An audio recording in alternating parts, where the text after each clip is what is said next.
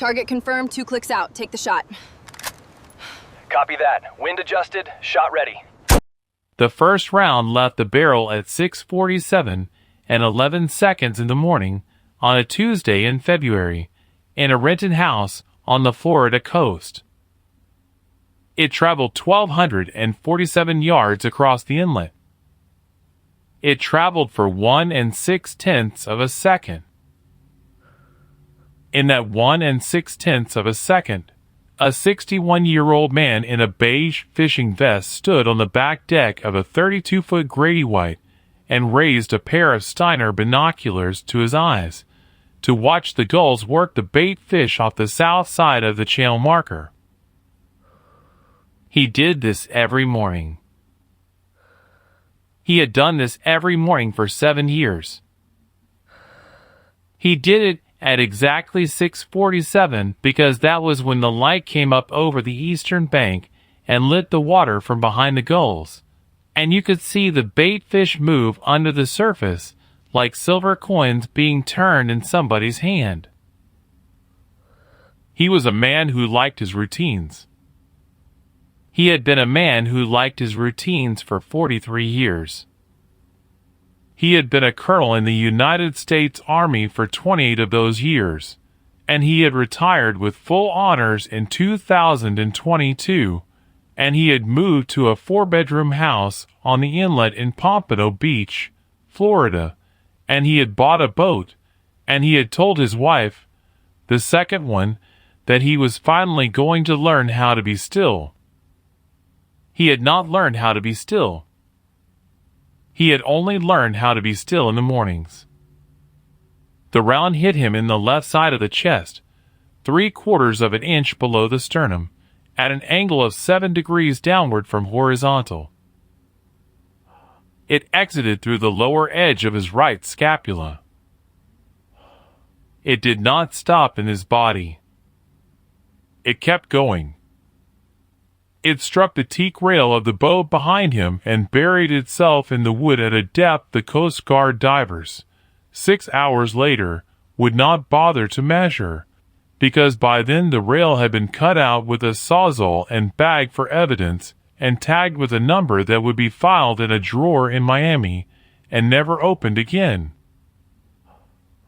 The binoculars fell first. They hit the deck at 6:47 and 13 seconds. The man fell second. He hit the deck at 6:47 and 14 seconds. He did not say anything. He did not have time to say anything. He was dead before his right knee touched the teak. 1,247 yards across the inlet, in a second-floor bedroom of a rental house painted the color of an old peach, a 34-year-old woman in a sweat-soaked tank top kept her cheek on the stock of the rifle for 11 seconds. She did not move. She did not blink. She watched through the scope until the body stopped moving on the deck of the boat. Then she worked a bolt. The spent brass came out of the chamber hot and arcing to her left. She caught it in the palm of her left hand without looking at it. She closed her fingers around it. She held it. She held it for another 4 seconds. Then she put it in the front pocket of her tactical pants. She did not load a second round. She had not brought a second round. She had brought 1 round to Florida. She had driven that round from a barn in North Carolina to a rental house in Pompano Beach, 14 hours and 26 minutes on I-95, with the cruise control set at 67 miles an hour, the round wrapped in a piece of brown felt at the bottom of a coffee can. The coffee can in a duffel bag under the spare tire of a rented 2019 Toyota Camry that she had paid for in cash. She had brought 1 round because she only needed 1 round. She knew she only needed one round because she had been training to take this exact shot for 8 months, and before that she had been training to take shots like it for 7 years, and before that she had grown up on a sheep ranch outside of Las Cruces, New Mexico, where her grandfather had handed her a single-shot bolt-action .22 at the age of 7 and had told her, in Spanish. Because Spanish was the language of the kitchen and English was the language of the world. He had said, Mija, 1 bullet is a tool. 2 bullets is a mistake admitting itself. She had remembered that. She had remembered it for 27 years. She remembered it now. She lifted her cheek off the stock of the rifle. She rolled onto her left side. She closed the bolt on the empty chamber. She safed the rifle. She sat up. She did all of this without making a sound that would have carried past the open window of the bedroom. She did not look out the window again. She did not need to look out the window again. The man on the boat was dead, and the gulls were already coming down from where the bait fish were running, because gulls do not know the difference between a man raising binoculars and a man falling, and the morning light was still coming up over the eastern bank, and the world was going to keep doing what the world did, with or without Colonel Ash Whitmore, United States Army, retired. Mostly without him, now. She broke the rifle down in 4 minutes. She wrapped it in the moving blanket. She put the moving blanket in the duffel bag.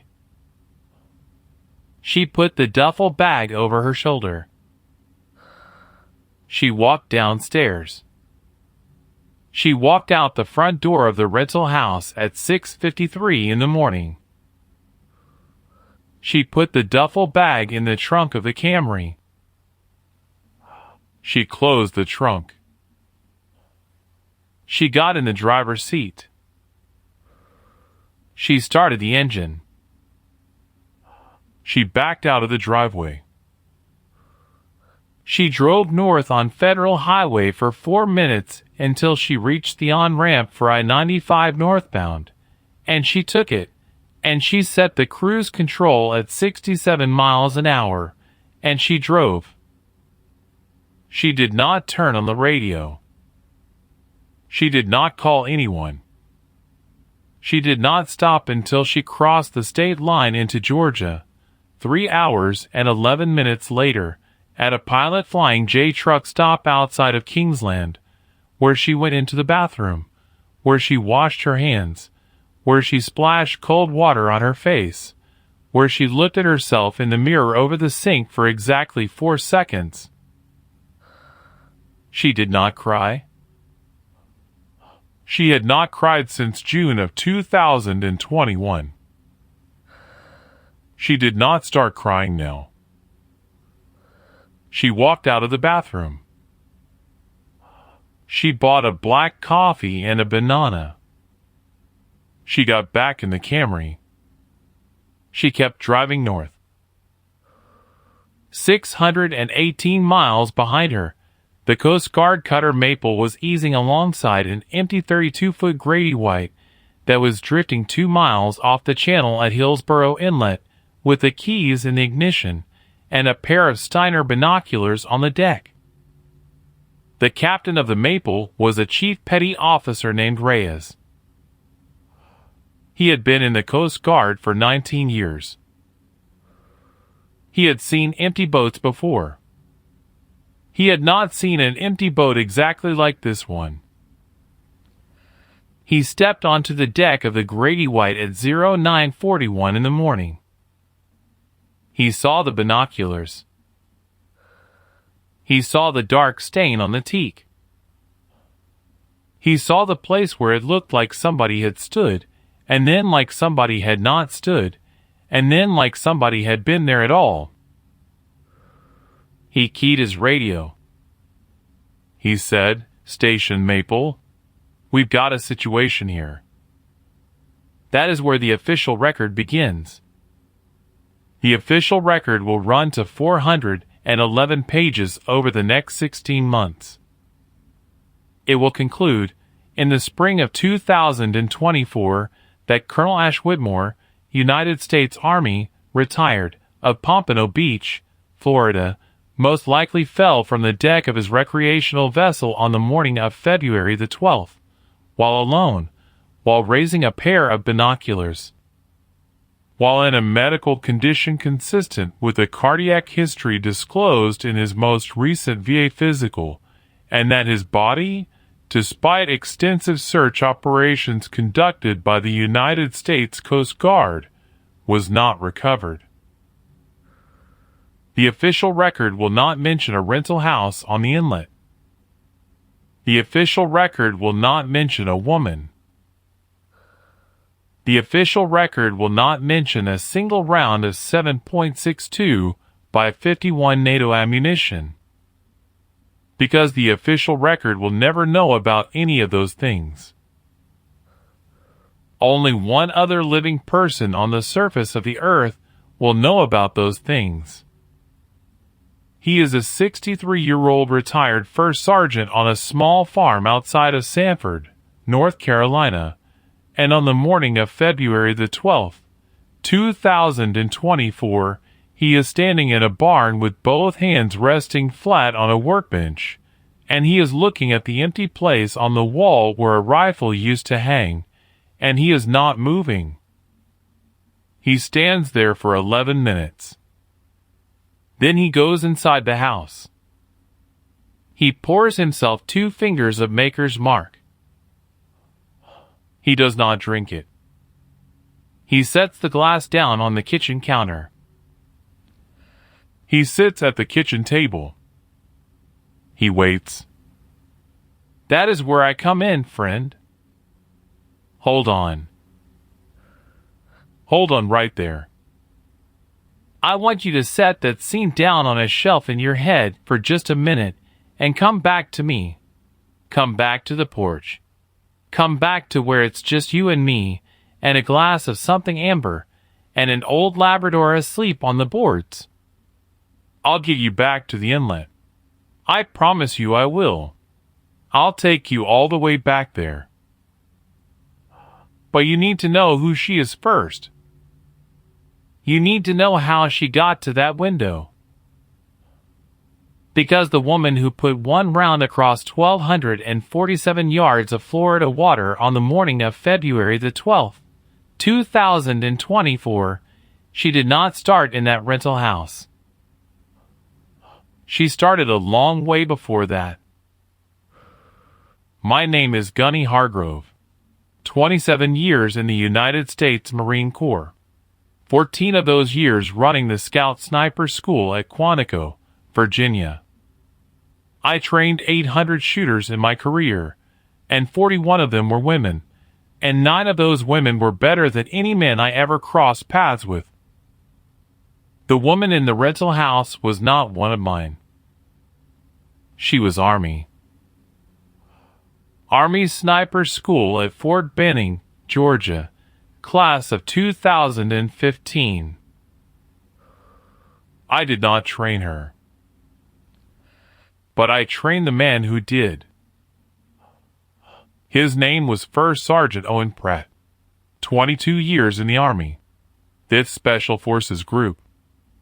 He was a student of mine at Quantico on a cross-service exchange in 1998 when he was a staff sergeant, and I was a gunny on my 2nd year of teaching. And we kept in touch, the way men in this line of work keep in touch. Which is to say, we did not write letters, and we did not call on birthdays, but we ended up in the same bar in the same town about once every 4 years, and we drank coffee in the morning, and we did not have to fill the silence. Pratt told me about Riley over coffee at Fort Bragg in the fall of 2022. We were sitting on the back porch of a Waffle House off Bragg Boulevard. It was 4:30 in the morning. He had ordered hash browns scattered, smothered, and covered. I had ordered black coffee and dry toast. He had been retired for 10 months. I had been retired for 10 years. He set his coffee cup down on the table. He looked at me across it. He said, "Cole, I want to tell you about a student of mine." I said, "Go ahead." He said, "Her name is Staff Sergeant Riley Garza. Call sign Bones. Best natural shooter I have seen in 22 years in the teams." I said, "How natural?" He said, "She came into my course at Benning in 2015, and on the second day of the cold bore evaluation she made a shot at 800 yards on her first round out of a 10-degree barrel that I have only seen made by 3 people in my career. And one of those people was you." I said, "Pratt?" He said, "I'm telling you." I said, "Then you're telling me?" He drank his coffee. He said, "She'd lost her spotter in June of 2021. In Helmand. A man named Sergeant Marcus Bell. They had been working together for 3 years. He was killed on a 4-day overwatch outside of Sanjin. The report said the position was compromised by a rotary wing element from the opposing force. Bell took fragmentation through the throat. He bled out on the ridge. Riley got him down the mountain on her back, 11 kilometers, over 36 hours, mostly at night. She did not lose his weapon. She did not lose his optic. She did not lose his ruck. She did not lose his body. I said, "Hell of a thing." He said, "Cole, listen to me." I said, "I'm listening." He said, "The report was wrong." I set my coffee down. I said, "How wrong?" He said, "All the way wrong. There was no rotary wing element. There was no compromise from the air. The position was given up by a man at a desk in Bagram 3 days before the team went out." I said, "Pratt, be careful what you say next." He said, "I am being careful. That is why I am telling you on a porch at 4:30 in the morning and not anywhere else." He took a long breath. He said, "The man at the desk was a full bird colonel. He was supposed to be in Kuwait that week. He flew into Bagram on a logistics bird with no manifest, and he was on the ground for 41 hours, and he met with a man whose name I am not going to say to you because I do not want it in your head. And then he flew back out. And 3 days later, Sergeant Marcus Bell was bleeding out on a ridge in Helmand, and Staff Sergeant Riley Garza was 800 meters away through her optic watching it happen and unable to get to him in time." I said, "How do you know any of this?" Pratt said, "Because Riley figured it out." I said, "How?" He said, "She figured it out the way she does everything else. Slow, quiet, one piece at a time. She got hold of the after-action report. She got hold of the fuel logs from Bagram. She got hold of a copy of the manifest for the logistics bird that should not have had a passenger on it but did. She got hold of a wire transfer receipt from a shell company in Panama dated 4 days after Bell was killed. $380,000 American. Routed through 3 banks. Ended up in an account that bought a 4-bedroom house on the inlet at Pompano Beach." I said, "Pratt?" He said, "In his sister-in-law's maiden name. The Colonel's. The house." I said, How long did it take her to put it together? Pratt said, 14 months. I said, and what is she going to do about it? Pratt looked at me across the table. He did not say anything for a long time. Then he said, Cole, I did not tell you this part. You did not hear this part from me. I said, I did not hear anything yet. He said, I have a rifle in my barn. It belonged to Marcus Bell. It was signed off as lost in field in June of 2021. It was not lost in field. I have had it on a workbench for 16 months. There are 3 notches carved in the buttstock above the recoil pad. Marcus put them there. 1 for each of their first 3 confirmed kills together. He used to say the notches were so the rifle would remember who it was for. He said, Riley is coming to my farm in 2 weeks. She is going to ask for the rifle. I am going to give it to her. I am going to leave it on the workbench, and I am going to walk out of the barn, and I am not going to come back until she is gone. I said, Pratt. He said, Cole. I said, you know what you are doing. He said, I know exactly what I am doing. I said, and you are telling me this because... He said, because if she does what I think she is going to do, somebody is going to have to know her name. Somebody is going to have to remember why.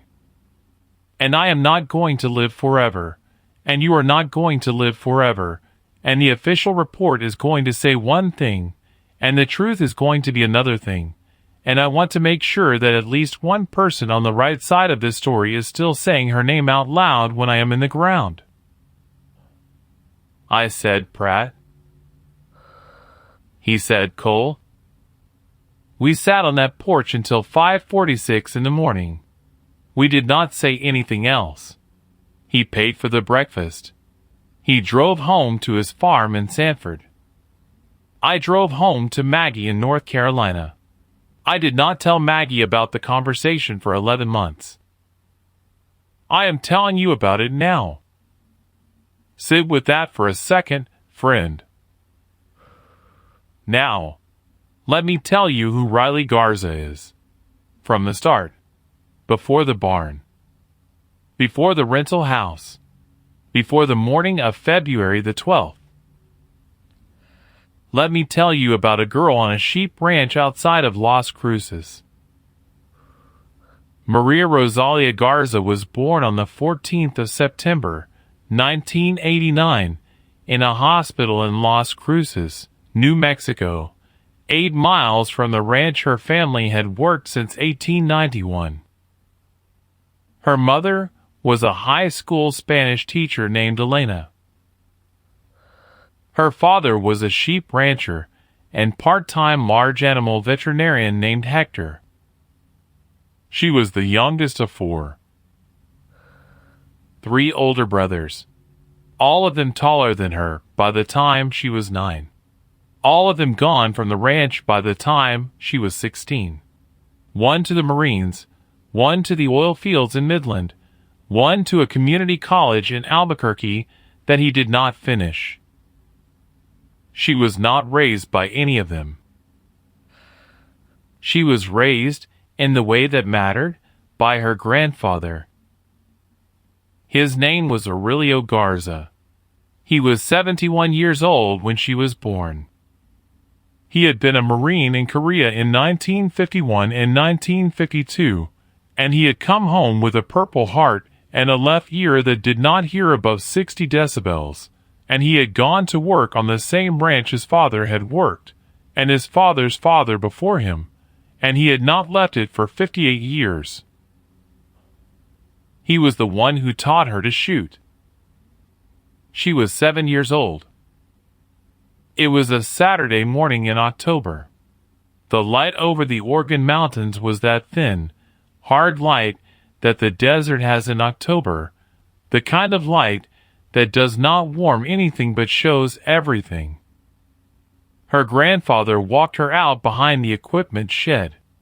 He had a single-shot bolt-action .22 in his right hand. He had a tin coffee can full of cartridges in his left. He set the can on a fence post. He knelt down beside her. He said, in Spanish, because Spanish was the language of the kitchen and the corral and the porch, and English was the language of the school and the highway and the world. He said, Mija, this rifle is older than your father. She said, how old, abuelo? He said, this rifle was made in 1941. Some man in Connecticut put it together with his hands. He did not know that one day it would belong to a Marine in Korea, and then to a sheep rancher in New Mexico, and then to a 7-year-old girl named Maria Rosalia. He showed her how to hold it. He showed her how to set the butt against her shoulder. He showed her how to breathe. He said, 4 counts in through your nose. 4 counts out through your mouth. Slow, like you are putting a baby to sleep. She breathed. He said, when you are ready to fire, you breathe out, and at the bottom of the breath, when your lungs are empty but before you need to breathe in again, that is when you press the trigger. Not pull. Press. Like you are pressing a button on the telephone. She pressed. The rifle made a small sound. A coffee can 23 yards downrange made a smaller sound. The can did not fall over. It just moved. She lowered the rifle. She looked at her grandfather. He looked at her. He said, in Spanish, Mija. He said, 1 bullet is a tool. 2 bullets is a mistake admitting itself. She did not understand what he meant by that. Not on that Saturday morning. Not when she was 7. She understood it by the time she was 9. She understood it the way a person understands the smell of rain, which is to say she did not have words for it. She just had it, and it was in her, and she did not need to take it out and look at it to know it was there. She shot every Saturday morning for the next 11 years. She shot with her grandfather until he died in March of 2007, when she was 17. He died at the kitchen table at 4 in the morning, with a half-empty cup of coffee in front of him, of a stroke that he had probably been having since the day before, but had not mentioned to anybody because he did not like to bother people. She found him. She did not cry. She sat across from him at the kitchen table for 40 minutes before she went to wake up her mother. She did not cry at the funeral either. She did not cry for 11 months. She started crying in February of 2008 on a Tuesday afternoon in the parking lot of the high school, when she could not remember the exact sound her grandfather's voice made when he said the word Mija. She cried for 40 minutes in the front seat of her brother's old Ford pickup truck.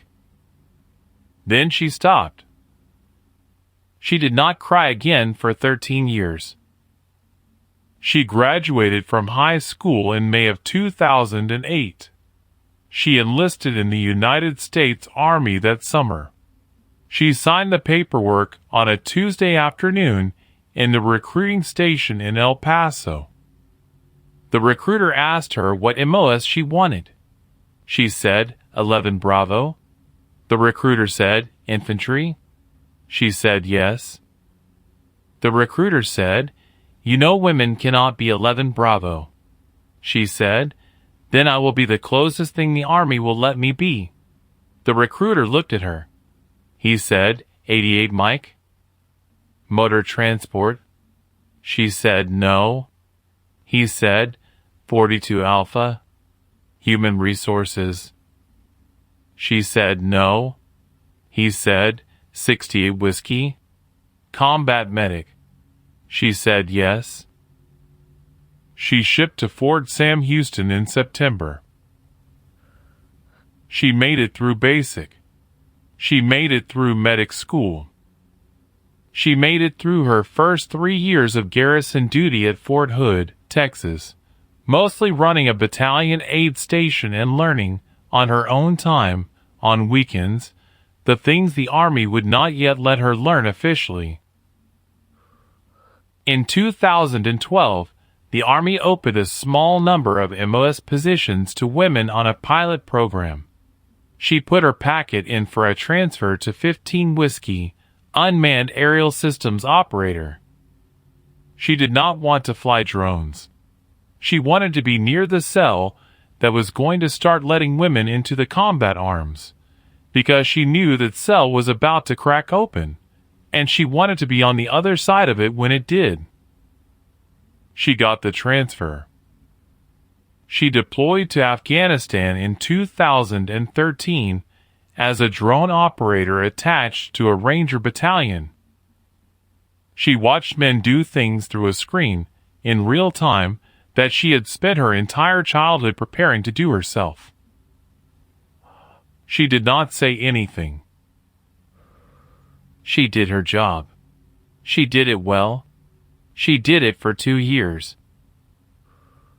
In 2015, the Army opened sniper school at Fort Benning to women. There were 3 slots in the first class. 14 women applied. Riley was one of the 3 who were selected. She was the only one of the 3 who finished. She graduated in November of 2015. She was 26 years old. She was assigned to a Special Operations Support element attached to 5th Special Forces Group.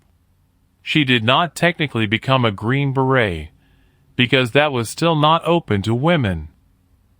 But she worked alongside them, and she shot for them, and within 8 months, she was on a 2-man sniper team with a spotter named Marcus Bell. Marcus Bell was 29 when they were paired. He was from Wilmington, North Carolina. He was 6'2".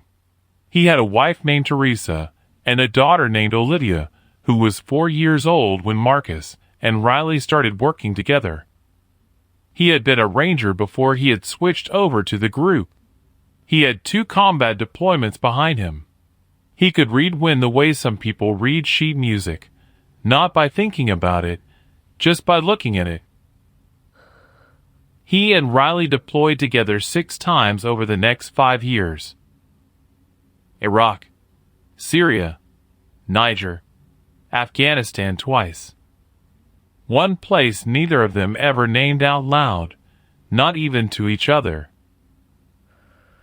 They became one of the most decorated 2-person sniper teams operating in Joint Special Operations Command during that period. They were not famous. They were not supposed to be famous. That is part of the job. But inside the small community of people who knew what they were doing, the call sign Bones and the call sign Bell were the kind of call signs that made colonels lean forward in chairs. The colonel who leaned forward the furthest was a man named Ash Whitmore. He was their battalion commander from 2019 to 2021. He was 48 years old when he took command. He was on his 3rd star track. He was a graduate of West Point, class of 1993. He had served 2 tours as a young officer in Iraq. He had served 1 tour in Afghanistan as a lieutenant colonel. He had been awarded a Bronze Star with AV device for valor on a night in 2004 outside of Ramadi that, depending on whose version you believed, either involved him personally leading a counterattack against an entrenched insurgent position, or involved him being in a TOC 90 miles away and calling in air support over the radio, while the men under his command actually led the counterattack. The official version was the first one. The men who had been on the ground that night, when you got 2 beers into them at a reunion in Killeen, Texas, 12 years later, told the second one. Marcus Bell had not been on the ground that night. But Marcus Bell knew men who had been. Marcus Bell told Riley about it on a Thursday evening in the spring of 2020 in a chow hall on a forward operating base in a country I am not going to name, while they were eating rehydrated lasagna out of brown plastic trays and waiting for a mission brief that was running 90 minutes late. He said, "Bones, I want to tell you something about our battalion commander." She said, "Go ahead." He said, "Be careful around him." She said, "Be careful how?" Marcus said, "He likes a winner. He likes a winner more than he likes the truth. And he likes himself more than he likes a winner." She said, "That is most colonels." Marcus said, "No. Bones, listen." He said, "There are colonels who use their men to climb. That is bad, but it is normal. And then there are colonels who use their men to climb and do not feel anything about it when one of them falls off the ladder. Whitmore is the second kind." She said, "How do you know?" Marcus said, "Because I know a master sergeant in his last unit who put in for a retirement 6 months early to get out from under him. And that master sergeant does not scare. And that master sergeant told me, over the phone, in January, when he heard who our new commander was, he told me, 'Marcus, watch your 6. The man is hungry. He will trade you for a star if the math works.'" Riley ate her lasagna. She did not say anything for a long minute. Then she said, "Marcus?" He said, "Yeah." She said, "If you ever stop coming back from a mission, I want you to know I will go find out why." He said, "I know you will." She said, "I want you to say it back." He looked at her across the table. He said, "Bones, if you ever stop coming back from a mission, I will go find out why." She said, "Good." They finished their lasagna. They went to the mission brief. They came back from that mission. They came back from every mission for the next 14 months. Until June of 2021. Now hold on. Let me come up for air. Sit with that exchange for a second, friend. 2 people across a chow hall table, eating bad lasagna, making each other a promise that neither one of them quite believed they were going to have to keep, because that is how those promises get made. Not in a foxhole, not under fire, not in the middle of something, in the middle of nothing, over lasagna, while waiting for a brief that is running late. That is how the real ones get made. I have made 2 of those promises in my own career. I have kept one of them.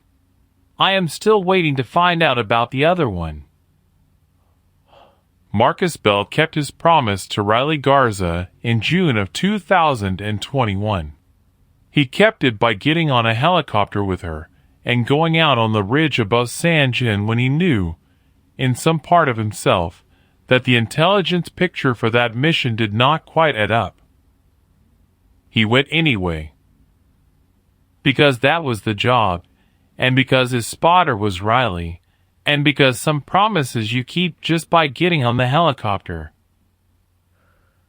Now I am going to tell you about that ridge. I am going to tell you about it the way Riley told it to Pratt 8 months after it happened, on a back porch in Sanford, North Carolina, in the rain, with a glass of water in her hand because she did not drink any more by then.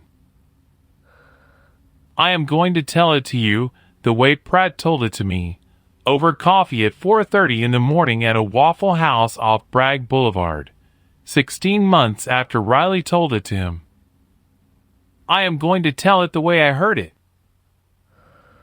I am not going to pretty it up. You have been on this porch with me long enough to know I do not pretty things up. Here is what happened on the ridge above San Jin. The mission was a 4-day overwatch. 4 days. That is the part most folks do not understand right away. 4 days means you carry water for 4 days. You carry food for 4 days. You carry batteries for 4 days. You carry ammunition for the unlikely event of contact for 4 days. You do not move during daylight. You do not stand up during daylight. You urinate into a bottle. You defecate into a bag. You sleep in shifts of 45 minutes. You do all of this on a piece of ground that is approximately the size of a queen bed, lying on your stomach, looking at the same valley for 96 straight hours. The target was a man. I am not going to say his name. I am not going to say it because it does not matter to the story, and I do not put names into people's heads when I do not have to. He was an HVT, high-value target. He was running a network that was moving weapons across the Pakistan border into Helmand province, and he had been on a list for 2 years, and the intelligence picture said he was going to be at a compound in the valley below the ridge sometime in a 4-day window starting on the morning of June the 8th. Riley and Marcus inserted by helicopter at 2300 hours on the night of June the 7th. They moved 7 kilometers up the ridge on foot. They were in their hide site by 0411 on the morning of June the 8th. They began the overwatch. The first day, nothing happened. The second day, nothing happened. The third day, nothing happened. On the morning of June the 11th, at 0546, Riley spotted movement in the compound. She glassed it for 40 minutes. She did not see the target. She saw 3 men she did not recognize. She saw a woman carrying water. She saw a small boy who was perhaps 7 or 8 years old kicking a deflated soccer ball against the wall of the goat pen. She kept watching. At 0622, a vehicle approached the compound from the south. A white Toyota Hilux. 3 men in the cab. 1 man in the bed. The man in the bed was the target. She confirmed him through the optic. She passed the confirmation to Marcus. Marcus called it in to the Tactical Operations Center on the satellite radio. The TOC acknowledged the call. The TOC told them to maintain observation and wait for the strike package. They waited. The strike package was an F-16 out of Bagram with 2 500-pound dams. Time on target, 28 minutes. Riley and Marcus settled in to wait 28 minutes. At 23 minutes, they heard the first rotor. It was not the F-16.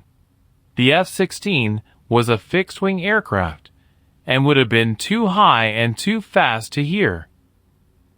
The first rotor was a helicopter. It was coming from the east, behind them, behind the ridge. Marcus heard it first. He was on the radio. He had taken off his headset to drink water. He turned his head to the right. He said, quietly, "Bones." Riley said, "I hear it." Marcus said, "That is not ours." She said, "I know." He said, "Get on the radio." She rolled to her left off the spotting scope toward the satellite radio. She keyed the handset. She called the TOC. She said, "TOC, this is Bones. We have a rotary wing element approaching from the east. We are not in contact with friendly air. Confirm." The TOC did not answer. She said it again. The TOC did not answer. She said it a third time. The TOC did not answer. The radio was working. The radio had been working 10 minutes ago when Marcus had checked in. The frequency was right. The encryption was right. The battery was at 68%. The TOC was not answering. Riley turned her head to look at Marcus. Marcus was looking back at her. He did not say anything. He did not have to say anything. They both knew what it meant when a TOC stopped answering a radio that was working on a frequency that was correct on a day when there was a rotary wing element approaching their position from the wrong direction. It meant they were not supposed to be alive in 9 minutes. Marcus said, "Bones, listen to me." She said, "I'm listening." He said, "You have 90 seconds to decide whether you are leaving this ridge or whether you are dying on it." She said, "Marcus." He said, 90 seconds. I am going to draw the helicopter to the south side of the ridge. You are going to go off the north side. You are going to keep going down the north side until you hit the dry wadi. You are going to follow the wadi east for 3 kilometers until you hit the road.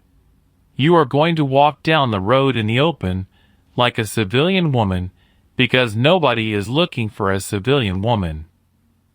You are going to walk for 9 more kilometers until you reach the village at Al Zad. You are going to find a man at the village named Habibullah. He has a blue gate. You are going to tell him my name. He will get you to the next place. She said, "Marcus, no." He said, "Bones." She said, "Marcus, no." He said, "Bones, you promised me." She did not say anything. He said, "In the chow hall, with the lasagna. You promised me. If I stopped coming back from a mission, you would go find out why. I am asking you to keep that promise. I am asking you to keep that promise right now." She said, "Marcus." He said, "One of us has to stay alive long enough to figure out why the TOC stopped answering. It is not going to be me. The helicopter is coming for me because I am the one on the radio. They do not know there are 2 of us up here. They think the radio is one operator. You go off the north side, and you do not exist as far as they are concerned." She said, "Marcus." He said, "Bones, go." He pushed his rifle across the dirt toward her. He said, "Take it. It has the data card in it. The data card has every shot we have ever taken together. The data card has the wind tables. The data card has the cold bore corrections. The data card has every range we have ever logged. Take it. You are going to need it. She said, Marcus. He said, Bones. Go. She looked at him. He looked at her. She took the rifle. She rolled off the hide to the left. She went off the north side of the ridge at 06:51 in the morning on the 11th of June, 2021. She did not look back. She had given herself one look back as the cost of leaving him, and she had spent it the second before she rolled off the hide, when she had looked at his face for 2 full seconds and had put it into her head the way a person puts a photograph into a locked drawer. After that, there was no more looking back. She heard the helicopter come up over the south side of the ridge at 06:54. She heard the door gun open up at 06:55. She heard the door gun stop at 06:55 and 22 seconds. She heard Marcus's rifle fire 3 times. 3. Marcus had taken 3 shots before he was hit. She heard the door gun open up again at 06:56. She heard nothing after that. She kept moving down the north side of the ridge. She did not cry. She did not stop. She hit the dry wadi at 07:48. She followed the wadi east for 3 kilometers. She hit the road at 09:22. She did not walk down the road in the open like Marcus had told her to. She could not. She had a rifle. 2 rifles, actually. Hers and his. She had a sniper team kit that weighed 41 pounds. She had a face that the locals would recognize as not local from 200 yards. She crossed the road at 09:26 and went into the brush on the south side. She moved parallel to the road for 9 kilometers. She reached the village at Nal Zad at 14:11 in the afternoon. She found Habibullah's house, the blue gate, the way Marcus had said. She said Marcus's name through the gate. Habibullah opened the gate. He was a man in his 60s with a white beard. He looked at her for 2 seconds. He said, in Pashto, which she did not speak, something she did not understand. He stepped aside. She came through the gate. She did not see Marcus's body for 36 hours. That is not because his body was not on the ridge. His body was on the ridge. It was on the ridge because the helicopter had come for the radio operator, which is to say, for him, and the helicopter had done what helicopters with door guns do to men lying on ridges, and then the helicopter had left. The helicopter had not landed. The helicopter had not policed the body.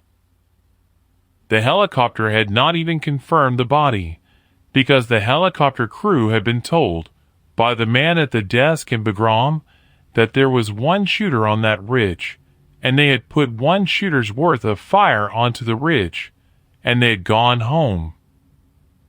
They did not know there had been 2 of them. The man at the desk had known.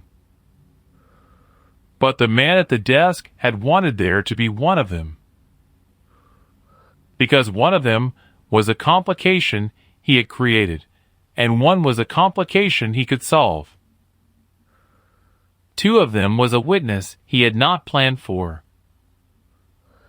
That is the part Riley figured out 14 months later, sitting at a kitchen table in a rented house in Fayetteville, North Carolina, at 3 in the morning, with a yellow legal pad and a redacted file, and the kind of light that only comes from one lamp in one room when the rest of the house is dark. She figured it out because the fuel log for the helicopter that came up over the south side of the ridge at 06:54 on the morning of the 11th of June, 2021, listed the mission as a routine resupply run. She figured it out because the manifest for that helicopter listed 2 crew members and 0 passengers. She figured it out because the radio logs from the TOC at Bagram showed a 9-minute gap between 06:42 and 06:51, during which all radio traffic from one specific frequency was rerouted to a secondary console. The secondary console was in the office of the battalion commander. The battalion commander was Colonel Ash Whitmore.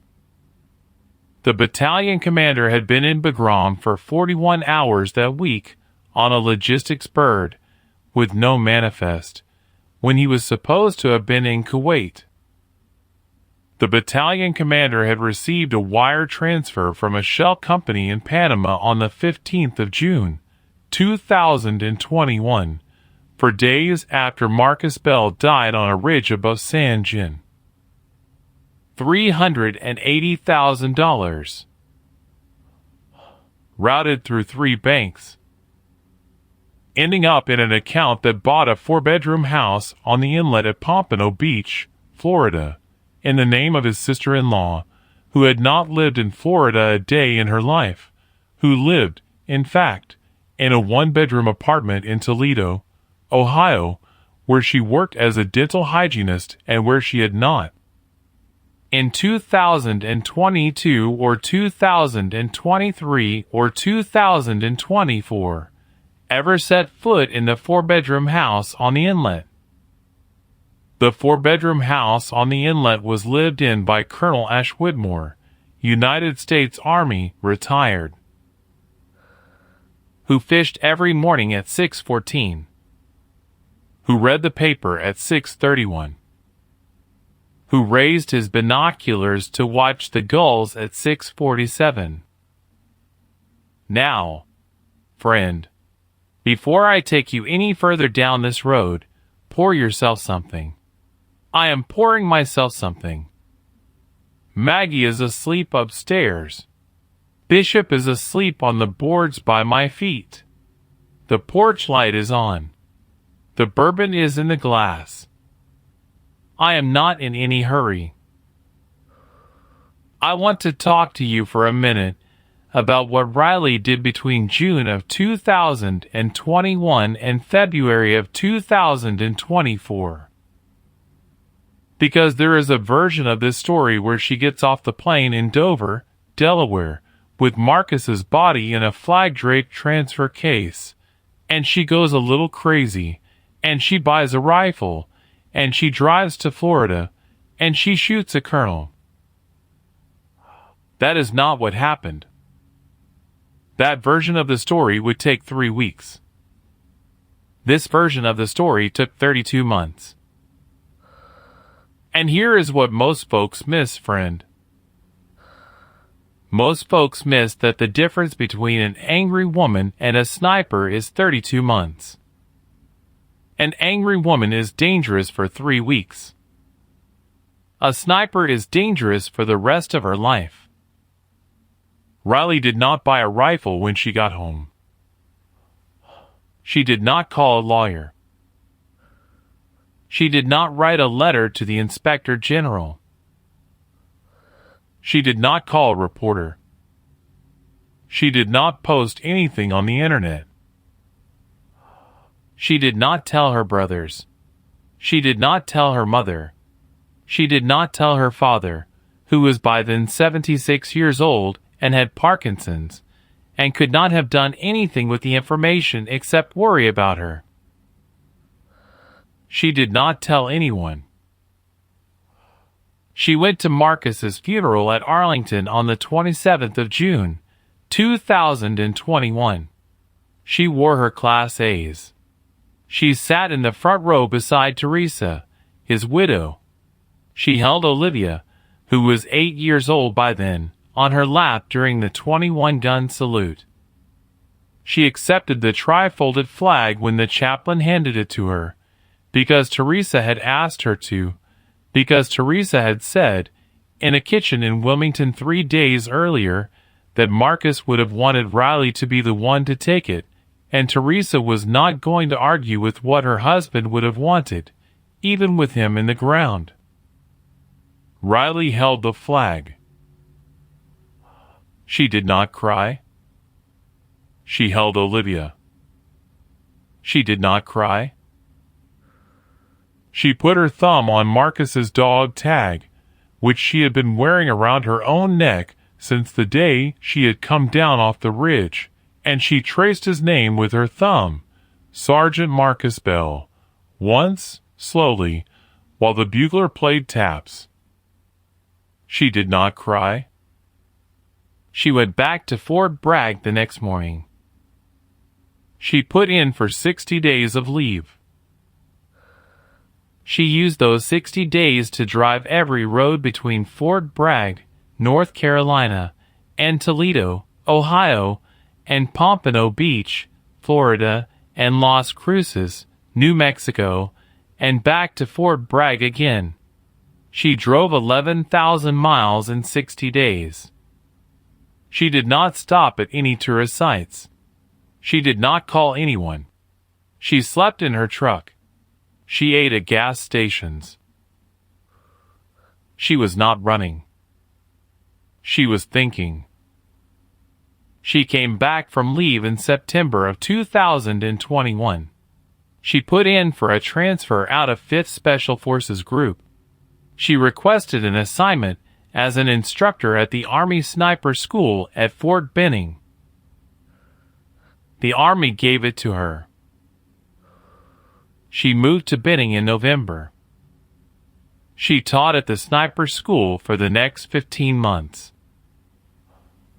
She was, by every account from every student she taught during the period, the best instructor any of them ever had. She was patient. She was quiet. She did not raise her voice. She did not curse. She corrected errors by demonstrating, not by criticizing.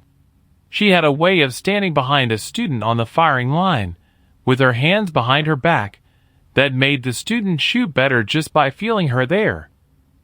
One of her students, a specialist named Coleman, told Pratt, who told me, that being on the line with Staff Sergeant Garza behind you was like having your grandfather behind you.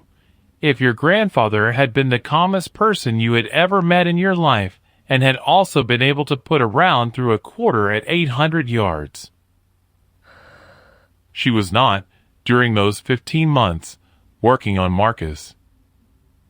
She was working on Whitmore. She did the work the way she did everything. Slow, quiet, one piece at a time. She used her downtime. She used her weekends. She used her evenings.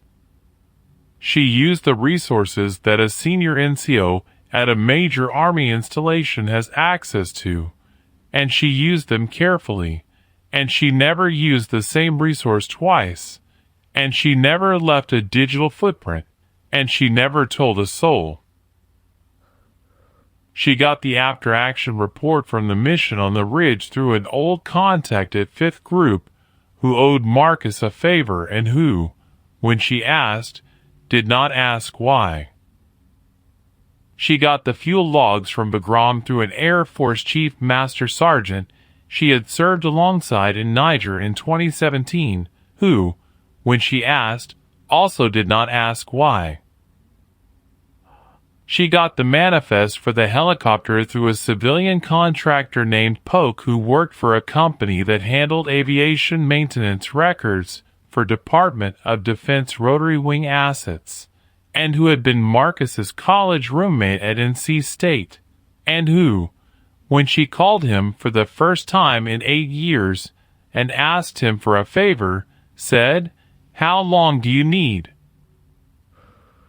She got the wire transfer through a Treasury Department investigator named Ruth and Holloway, who was 61 years old and 3 years from retirement, and who had once been a JAG officer in the Army, and who, when she heard the name Marcus Bell, asked Riley to come to her office in Washington and sit down.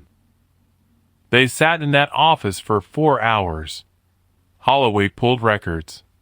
Holloway made phone calls. Holloway found the shell company in Panama. Holloway found the 3 banks. Holloway found the account in Toledo. Holloway found the deed on the house in Pompano Beach. At the end of the 4 hours, Holloway looked across the desk at Riley. She said, "Staff Sergeant." Riley said, "Ma'am." Holloway said, "I have given you everything I can give you legally. I have not given you anything that is not in the public record, or that is not accessible to a Treasury investigator on a properly opened file. The file I opened to find these records is going to be closed by the end of this week, and the records I pulled are going to be sealed, and nobody is going to look at them again unless somebody opens another file in the future, which is not going to happen, because the man you are asking about has friends, and those friends are going to make sure no file ever gets opened again." She said, "Do you understand what I am telling you?" Riley said, "Yes, ma'am." Holloway said, "I am telling you that the legal road ends in this office, at this desk, today, at 4:18 in the afternoon, on a Thursday in October of 2022. Riley said, "Yes, ma'am." Holloway said, "I am also telling you that I have a son. He was a ranger. He was killed in Afghanistan in 2011. His name was Daniel. I have spent 11 years wondering what really happened on the night he died, and I am never going to find out, because the people who could tell me are dead or are paid not to talk, and the road for me ended a long time before today." She said, "But your road has not ended yet." She said, "I am not telling you what to do with that, Staff Sergeant. I am telling you that I see you, and I see what you are doing, and I am not going to tell anybody what I saw today. And when I close this file at the end of the week, I am going to close it in a way that does not show that you were ever here." She said, "Now get out of my office, and do not come back. Whatever happens next happens without me." Riley stood up. She said, "Ma'am." Holloway said, "Staff Sergeant." Riley walked out of the office. She got in her truck. She drove back to Fort Benning. She did not call Holloway again. Holloway closed the file on Friday afternoon, the way she had said she would. Holloway retired 4 months later, 3 months ahead of schedule, on a full pension. She moved to a small house on a lake in northern Michigan. She did not give a forwarding address. She is still there. I am not going to give you her name. I have changed it for this story. The name I used is not her real name. The name I used is a name I picked because it sounded like a name a 61-year-old Treasury Department investigator might have.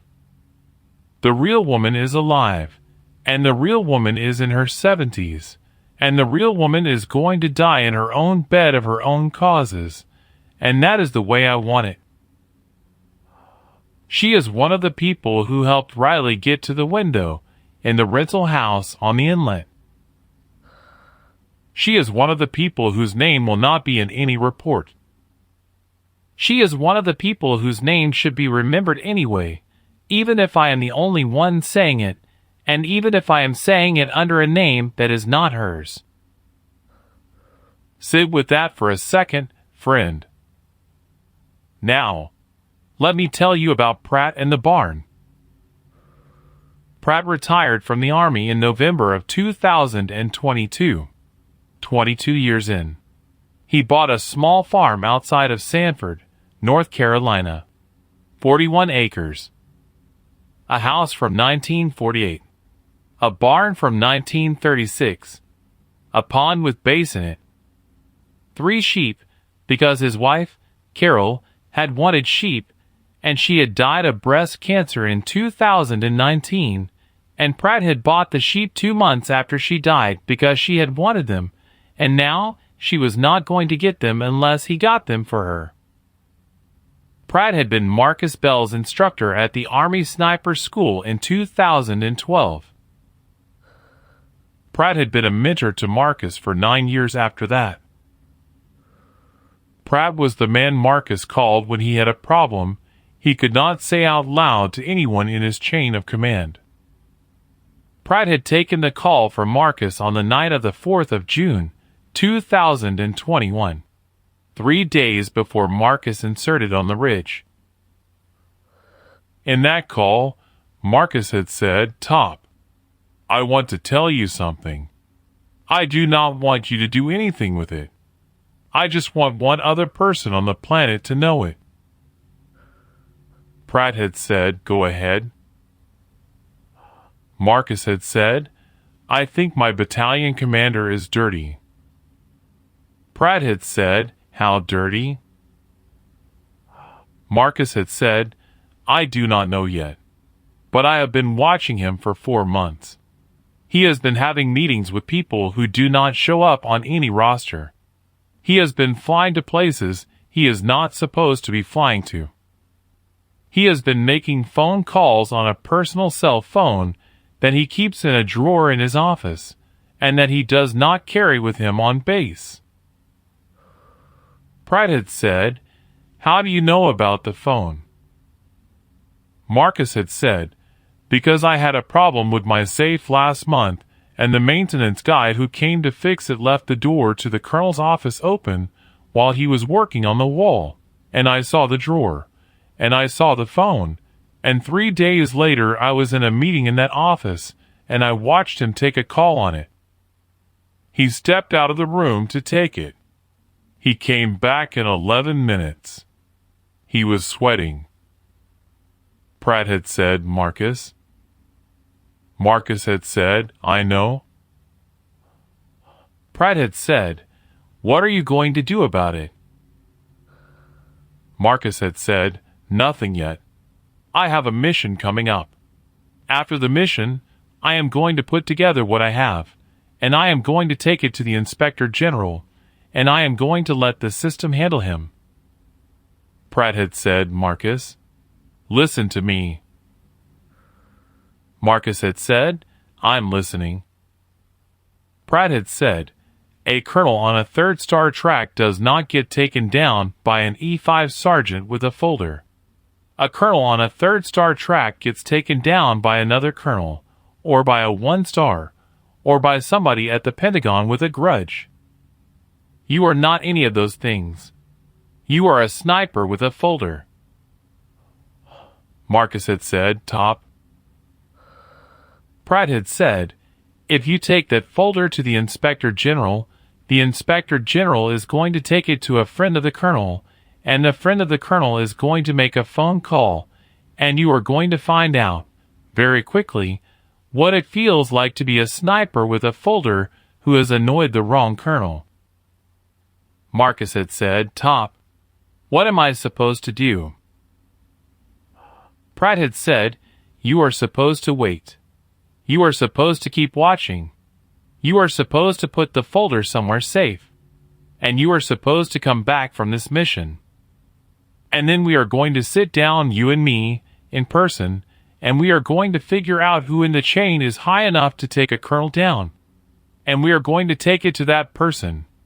Not before." Marcus had said, "Top." Pratt had said, "Marcus." Marcus had said, I do not have a good feeling about this mission. Pratt had said, why not? Marcus had said, because the colonel signed off on it personally, and the colonel does not sign off on missions personally. And the colonel has been in his office for 3 days, with the door closed, and the drawer with the phone in it has been open every time I have walked past. Pratt had said, Marcus. Marcus had said, Top. Pratt had said, tell your spotter. Marcus had said, Bones. Pratt had said, tell Bones. Right now. Before you insert. Tell her what you have told me. Tell her where the folder is. Marcus had said, I already told her what I think. Most of it. I told her in a chow hall over lasagna. Pratt had said, did she believe you? Marcus had said, she believed me. Pratt had said, good. Then if anything happens on this mission, she will know where to start. Marcus had said, Top. Pratt had said, Marcus. Marcus had said, thank you.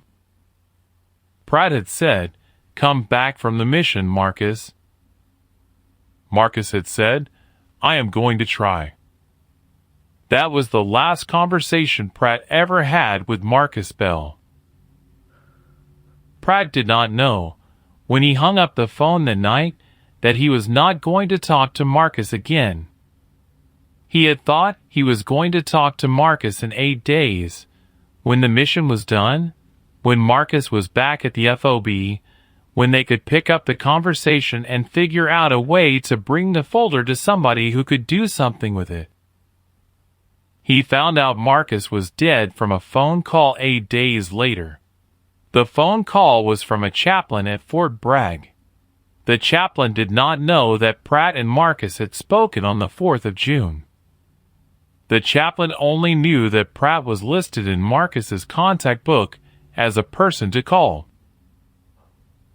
The chaplain told Pratt that Sergeant Marcus Bell had been killed on the 11th of June in Helmand Province in what was being described as a training accident.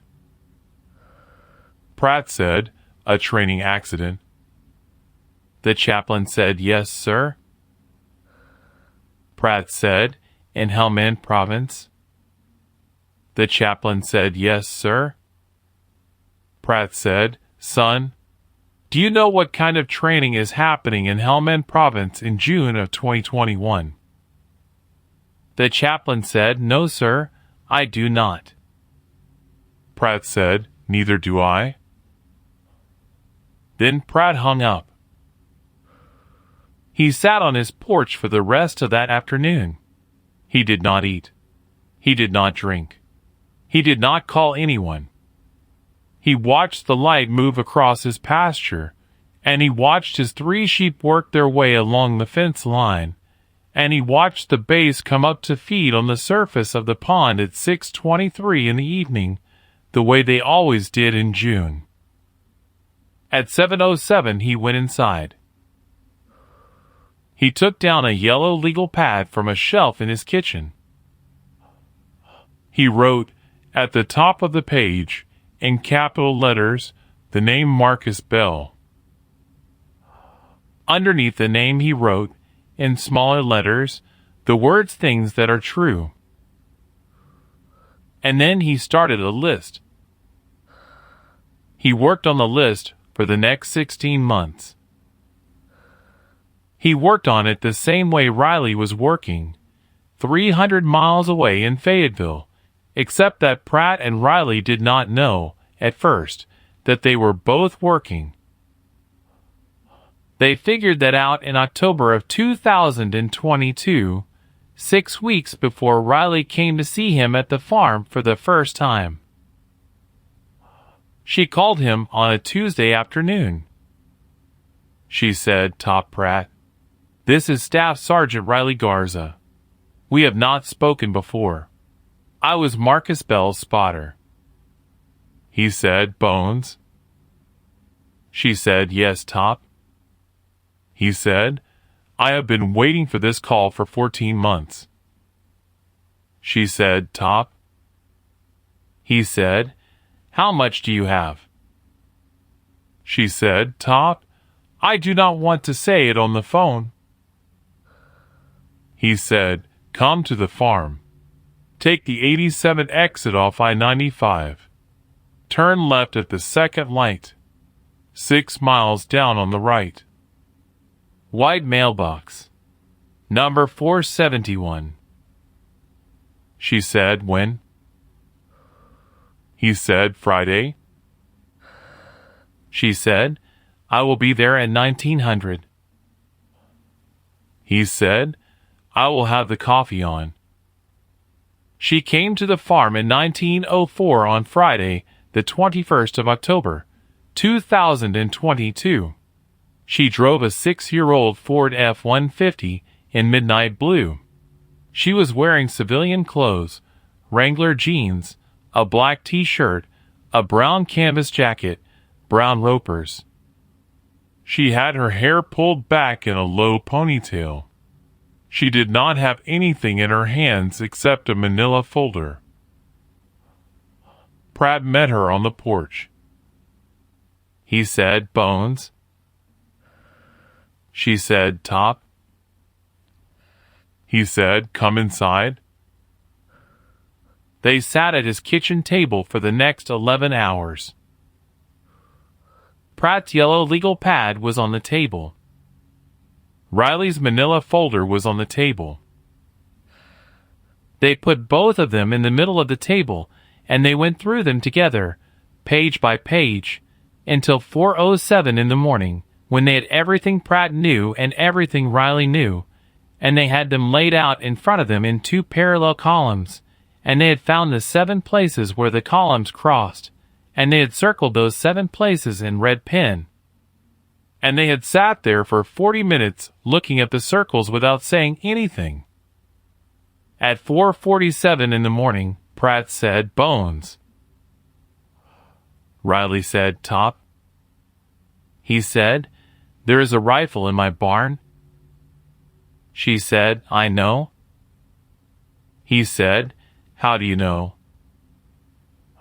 She said, "Because I knew Marcus, and I knew his rifle, and I knew the rifle did not get lost on that ridge, because I carried it down off the mountain on my back along with him, and I gave it to you the night before he was buried at Arlington, and you said you would keep it, and you have kept it." Pratt said, "Bones." Riley said, "Top." He said, "When do you want it?" She said, "Not yet." He said, "When?" She said, "When I know everything. Not before." He said, "How long?" She said, "I do not know. As long as it takes." He said, "Bones." She said, "Top." He said, "When you are ready, you come to this farm, and you go to the barn, and the rifle will be on the workbench. I will not be in the barn. I will be in the house. I will not see you come, and I will not see you go. If anyone ever asks me, I will say I do not know where the rifle is. I will say it got lost in a move. I will say 100 things. None of them will be true. All of them will be what I say." She said, "Top." He said, "Bones, I want one thing from you." She said, "Yes, Top." He said, "When it is done, whatever you do, however it ends, I want you to drive back to this farm one more time. Not on the way. Not soon. A year after. Maybe 2. And I want you to sit at this table, and I want you to tell me, so that one other person on this earth who loved that boy will know how it ended, and then we will not speak of it again." She said, "Top." he said, Bones. She said, I will come back. She left the farm at 5:11 in the morning. She drove back to Fayetteville. She worked on the rest of it for another 15 months. Now, hold on. I want to tell you something, friend. I want to tell you something my wife Maggie said to me 11 months after Pratt told me this story at the Waffle House. She did not know any of it then. I had not told her yet.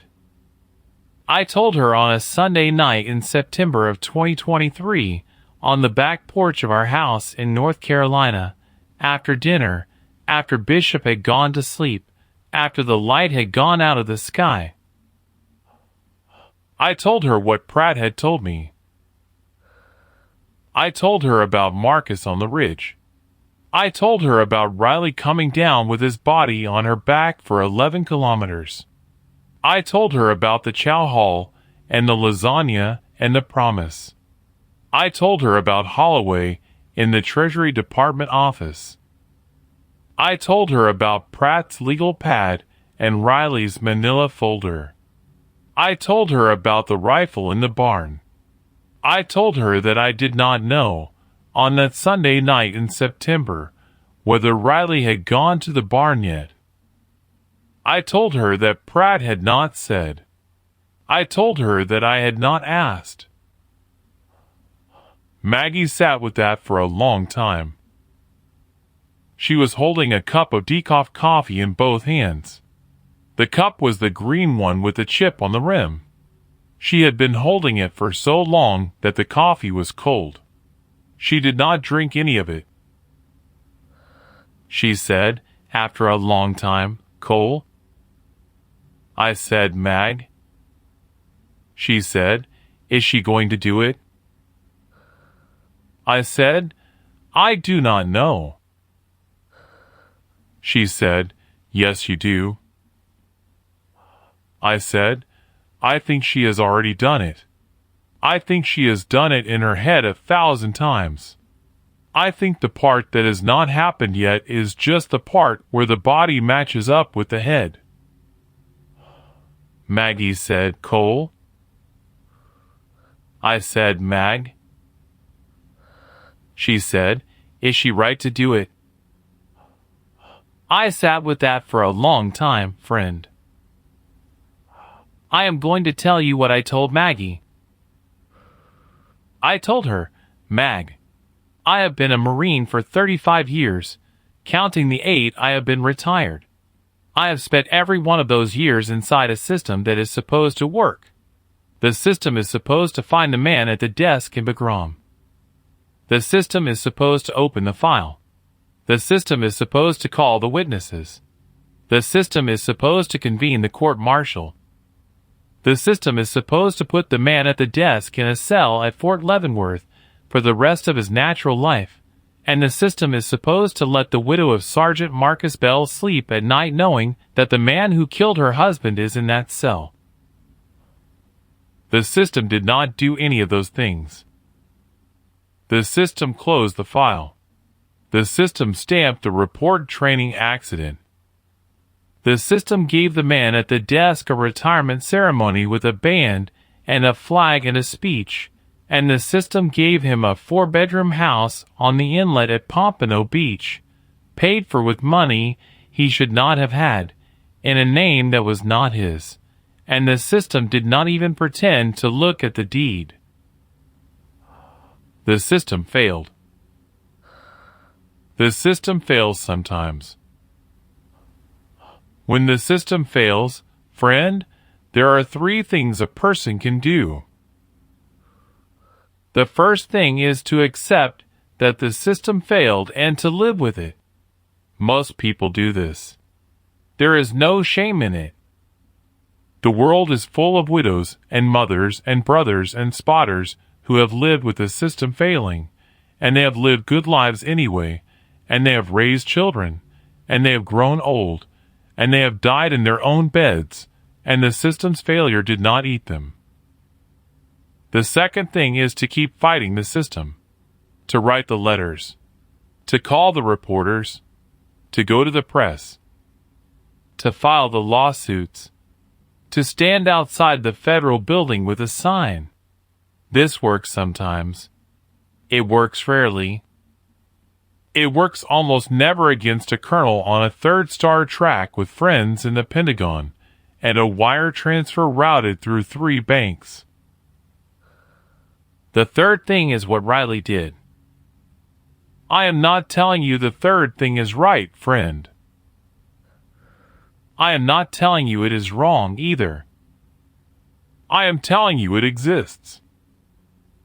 I am telling you it has existed in every army of every nation since the beginning of armies and nations. I am telling you that the official histories do not record it, and the medals do not get pinned for it, and the bands do not play for it, and the headstones do not say it. I am telling you that there are women and men buried at Arlington whose spotters or partners or brothers went somewhere after the funeral and did something and came home and never spoke of it. I am telling you this has been going on for 250 years on this continent and for 5,000 years before that on others. I am telling you Riley Garza was not the first. I am telling you she will not be the last. I told Maggie all of that. Maggie sat with her cold coffee in the green cup with a chip on the rim. She looked out at the dark of the pasture. She said, "Cole?" I said, "Mag." She said, "If somebody did that to Cole Jr., if somebody at a desk sold our boy for a house in Florida, and the system stamped it a training accident and put a band at the man's retirement." I said, "Mag, do not." She said, "Cole, if somebody did that to our boy." I said, "I know what I would do, Mag." She said, "Tell me." I said, "I would not write any letters." She did not say anything. She drank her cold coffee. She set the cup down on the porch rail. She said, "Then I do not think I have any standing to judge Staff Sergeant Riley Garza." She got up. She went inside. She went to bed.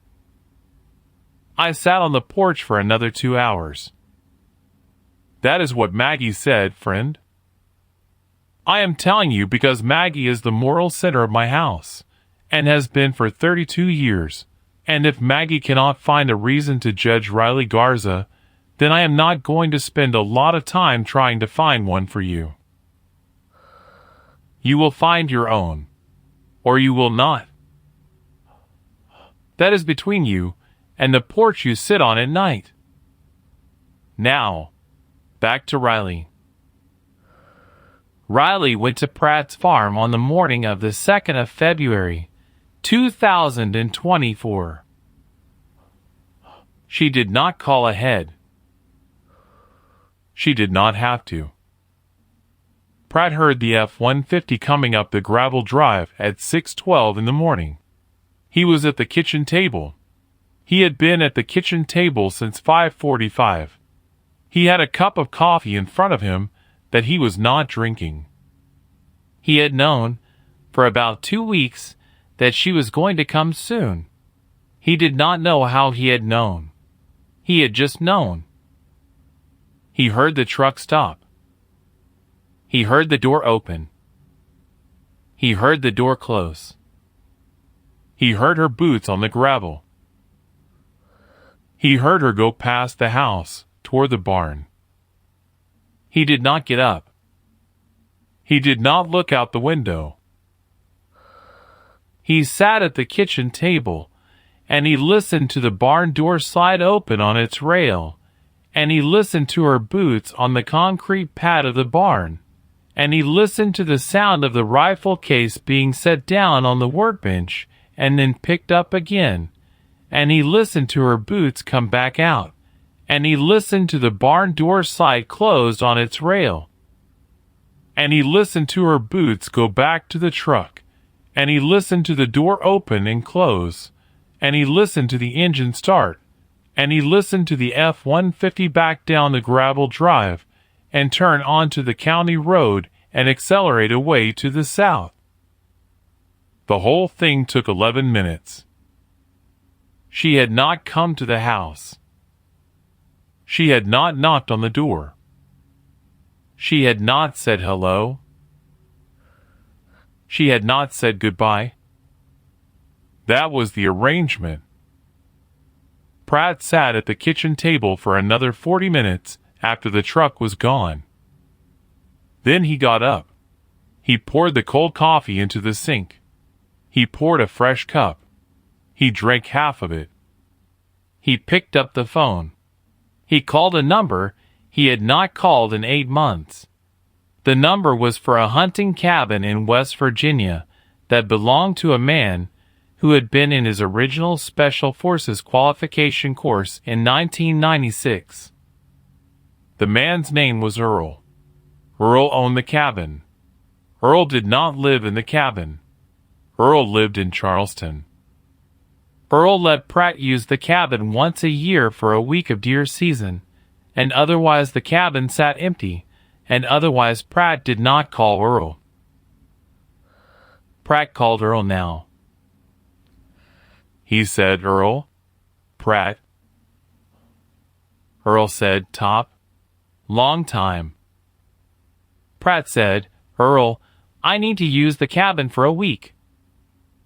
Earl said, "Top, deer season was 4 months ago." Pratt said, "I know." Earl said, "You bear hunting now." Pratt said, "No." Earl said, "You fishing?" Pratt said, "No." Earl said, "Top, you all right?" Pratt said, "Earl, I need to use the cabin for a week. I cannot tell you why. I am going to need you to not call me during that week, and I am going to need you to not tell anyone that you talked to me today, and I am going to need you to forget this phone call happened. Can you do that?" Earl said, "Top."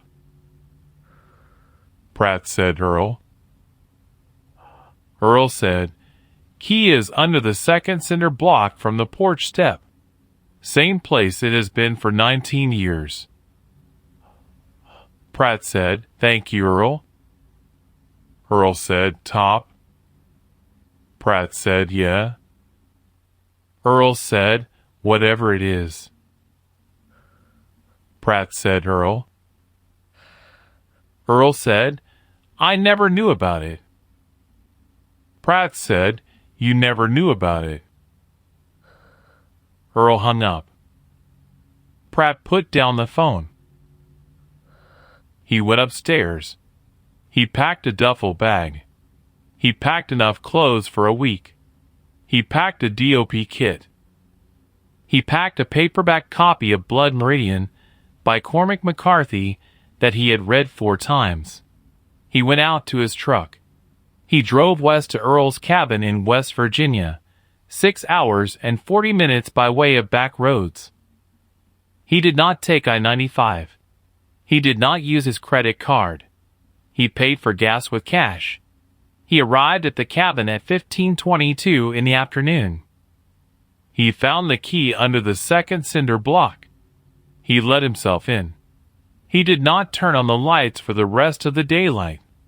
He did not turn on his cell phone. He sat in a chair by the wood stove. He read Blood Meridian. He waited. He waited for 10 days. On the 10th day, at 6:47 in the evening, his cell phone, which he had not turned on, did not ring. Because his cell phone was off. Because Pratt was sitting in a cabin in West Virginia where his cell phone was supposed to be off. But somewhere in the world, at 6:47 in the evening on the 12th of February, 2024, a phone that did not ring would have rung if it had been on, because that was the moment, give or take a few seconds for the news cycle to catch up, that the United States Coast Guard, Sector Miami, issued a routine maritime incident bulletin about an empty 32-foot Grady White recovered drifting 2 miles off Hillsborough Inlet. The bulletin did not mention Colonel Ash Whitmore by name. The bulletin would not mention Colonel Ash Whitmore by name for another 16 hours.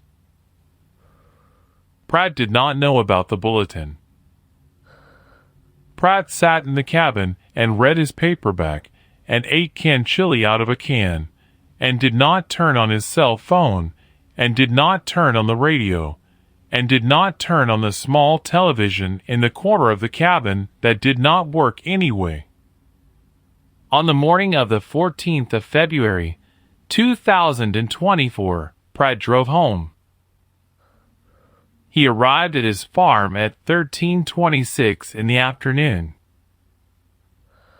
There was an envelope in his mailbox. It was a plain white envelope. It had no stamp. It had no return address. It had his name on the front, in blue ink, in handwriting he recognized. He took it inside. He sat at the kitchen table. He opened it. Inside the envelope was a single piece of paper. On the piece of paper, in the same blue ink, in the same handwriting, were 6 words. The 6 words were, "It is done. Thank you. R." There was nothing else in the envelope. Pratt sat at the kitchen table for a long time. Then he got up. He went to the wood stove. He opened the stove. He fed the piece of paper into the stove. He fed the envelope in after it. He closed the stove. He watched the smoke go up the chimney through the small glass window in the stove door. He sat back down at the kitchen table. He poured himself a glass of Maker's Mark. He did not drink it. He set the glass on the table. He waited. That is when he called me. That is when I drove down to Sanford from North Carolina for hours in the rain, and I sat at his kitchen table, and I had the bourbon he had poured but not drunk, and he told me the part of the story I have just told you, and I listened, and I did not say anything for a long time, and then I said, Pratt. He said, Cole. I said, are you all right? He said, I do not know yet. I said, when will you know? He said, when I know if she is all right. I said, when will you know that? He said, a year, maybe 2. She is going to come back to this farm sometime. She told me she would. She is going to come and sit at this table and tell me how it ended, and then I will know. I said, Pratt. He said, Cole. I said, she came back already? The envelope. He said, that is not coming back. That is a note. Coming back is sitting at this table. I said, Pratt. He said, Cole. I said, she is going to come back. He said, I know. I said, how do you know? He said, because she promised Marcus she would find out why. And she found out why. And now she has to tell Marcus's old instructor how it ended, because Marcus's old instructor is the last person on the earth who loved Marcus the way she did. And she is not going to leave that promise unfinished. She does not leave anything unfinished. I said, Pratt. He said, Cole. I said, when she comes back. He said, yeah. I said, tell her one more thing for me. He said, what? I said, tell her there is a gunny in North Carolina who has been saying her name on Sunday nights to anyone who will listen. Tell her I have not used her real name. Tell her I have not put her on any list. Tell her I have not given her up to anybody, and I am not going to. Tell her that some old jarhead she has never met has been remembering Marcus Bell out loud, in front of a microphone, in front of strangers, because somebody had to, and she could not, and the army would not. I said, tell her there are people listening who do not know her, and who will never know her, and who would not recognize her in a Walmart parking lot, but who know about a chow hall in a country whose name I will not say, and a piece of lasagna, and a promise, and a ridge above San Jin, and 11 kilometers down a mountain on her back, and an inlet in Florida at 6:47 in the morning. I said, tell her name is being said, Pratt, out loud, at night, by a stranger on a porch with a dog at his feet.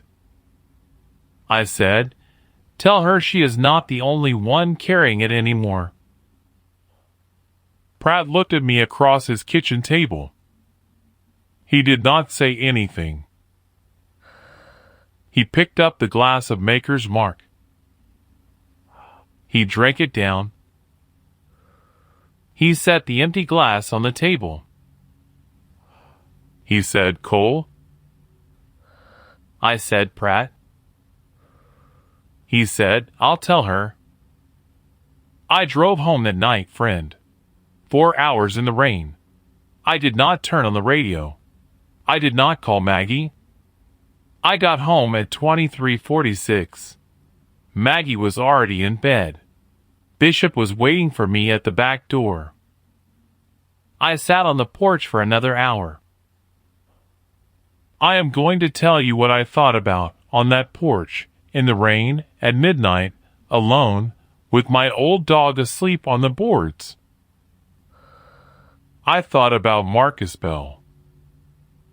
I thought about a man I had never met. I thought about a man I had only ever heard about, second-hand, from Pratt, sitting across a kitchen table in Sanford with a glass of bourbon between us. I thought about a sergeant from Wilmington, North Carolina, who had a wife named Teresa and a daughter named Olivia, and who had been 6'2", and who had been able to read wind the way some people read sheet music, and who had spent the last 90 seconds of his life on a ridge above San Jin pushing his rifle across the dirt toward his spotter and telling her to go.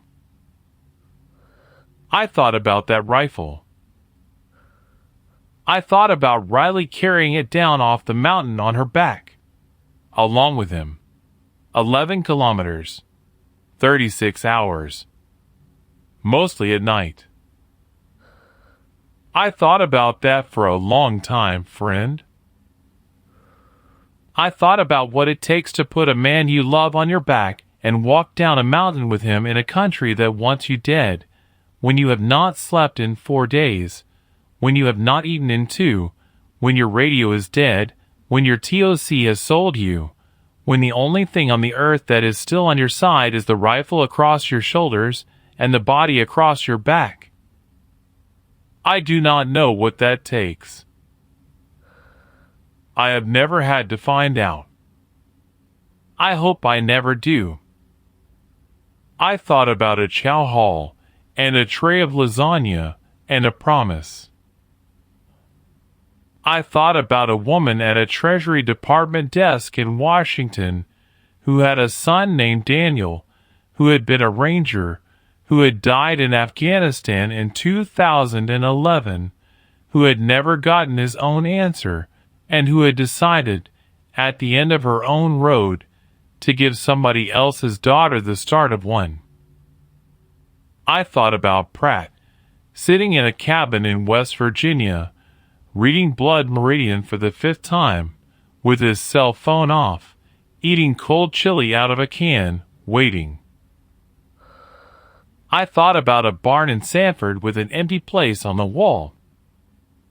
I thought about a workbench. I thought about 3 small notches carved into the buttstock of a rifle that was not supposed to exist anymore. I thought about Riley. I thought about Riley driving north on I-95 with the cruise control set at 67 miles an hour, with one piece of spent brass in the front pocket of her tactical pants, with a rifle wrapped in a moving blanket in the trunk, with no radio on, with no phone calls made, with nothing in her head, probably, except the count. The count of how many hours it had been since the shot. The count of how many miles she had left to drive. The count of how many breaths she had taken since 6:47 and 11 seconds in the morning. I thought about all of that, friend. And then Bishop got up off the boards and pushed his head against my leg the way he does when I have been sitting still for too long, and I scratched behind his ears, and I got up, and I went inside, and I went upstairs, and I got into bed beside Maggie, and she did not wake up, and I lay there in the dark for another hour before I slept. That was a Sunday night in February of 2024. I am telling you about it on a Sunday night a little later than that. Now, let me finish the story. Riley drove for 14 hours and 26 minutes on the morning of February the 12th. She did not stop except at the Pilot Flying J outside Kingsland, Georgia, that I told you about, and once more at a rest area in South Carolina, and once more at a gas station outside Lumberton, North Carolina, where she paid cash for half a tank of regular, and a bottle of water, and a pack of saltine crackers. She arrived at Pratt's farm at 5:07 on the morning of February the 13th. She did not stop at the house. She drove up the gravel to the barn. She opened the barn door. She put the duffel bag with the rifle inside it on the workbench, in the exact same spot where Pratt had left it for her 11 days earlier. She did not unwrap it. She did not clean it. She did not look at the notches. She put it down. She turned around. She walked out of the barn. She closed the barn door behind her. She got back in the F-150. She did not stop at the house. She drove away. Pratt was not at the farm. Pratt was still in West Virginia. He was not going to come home for another 26 hours. He did not see her arrive. He did not see her leave.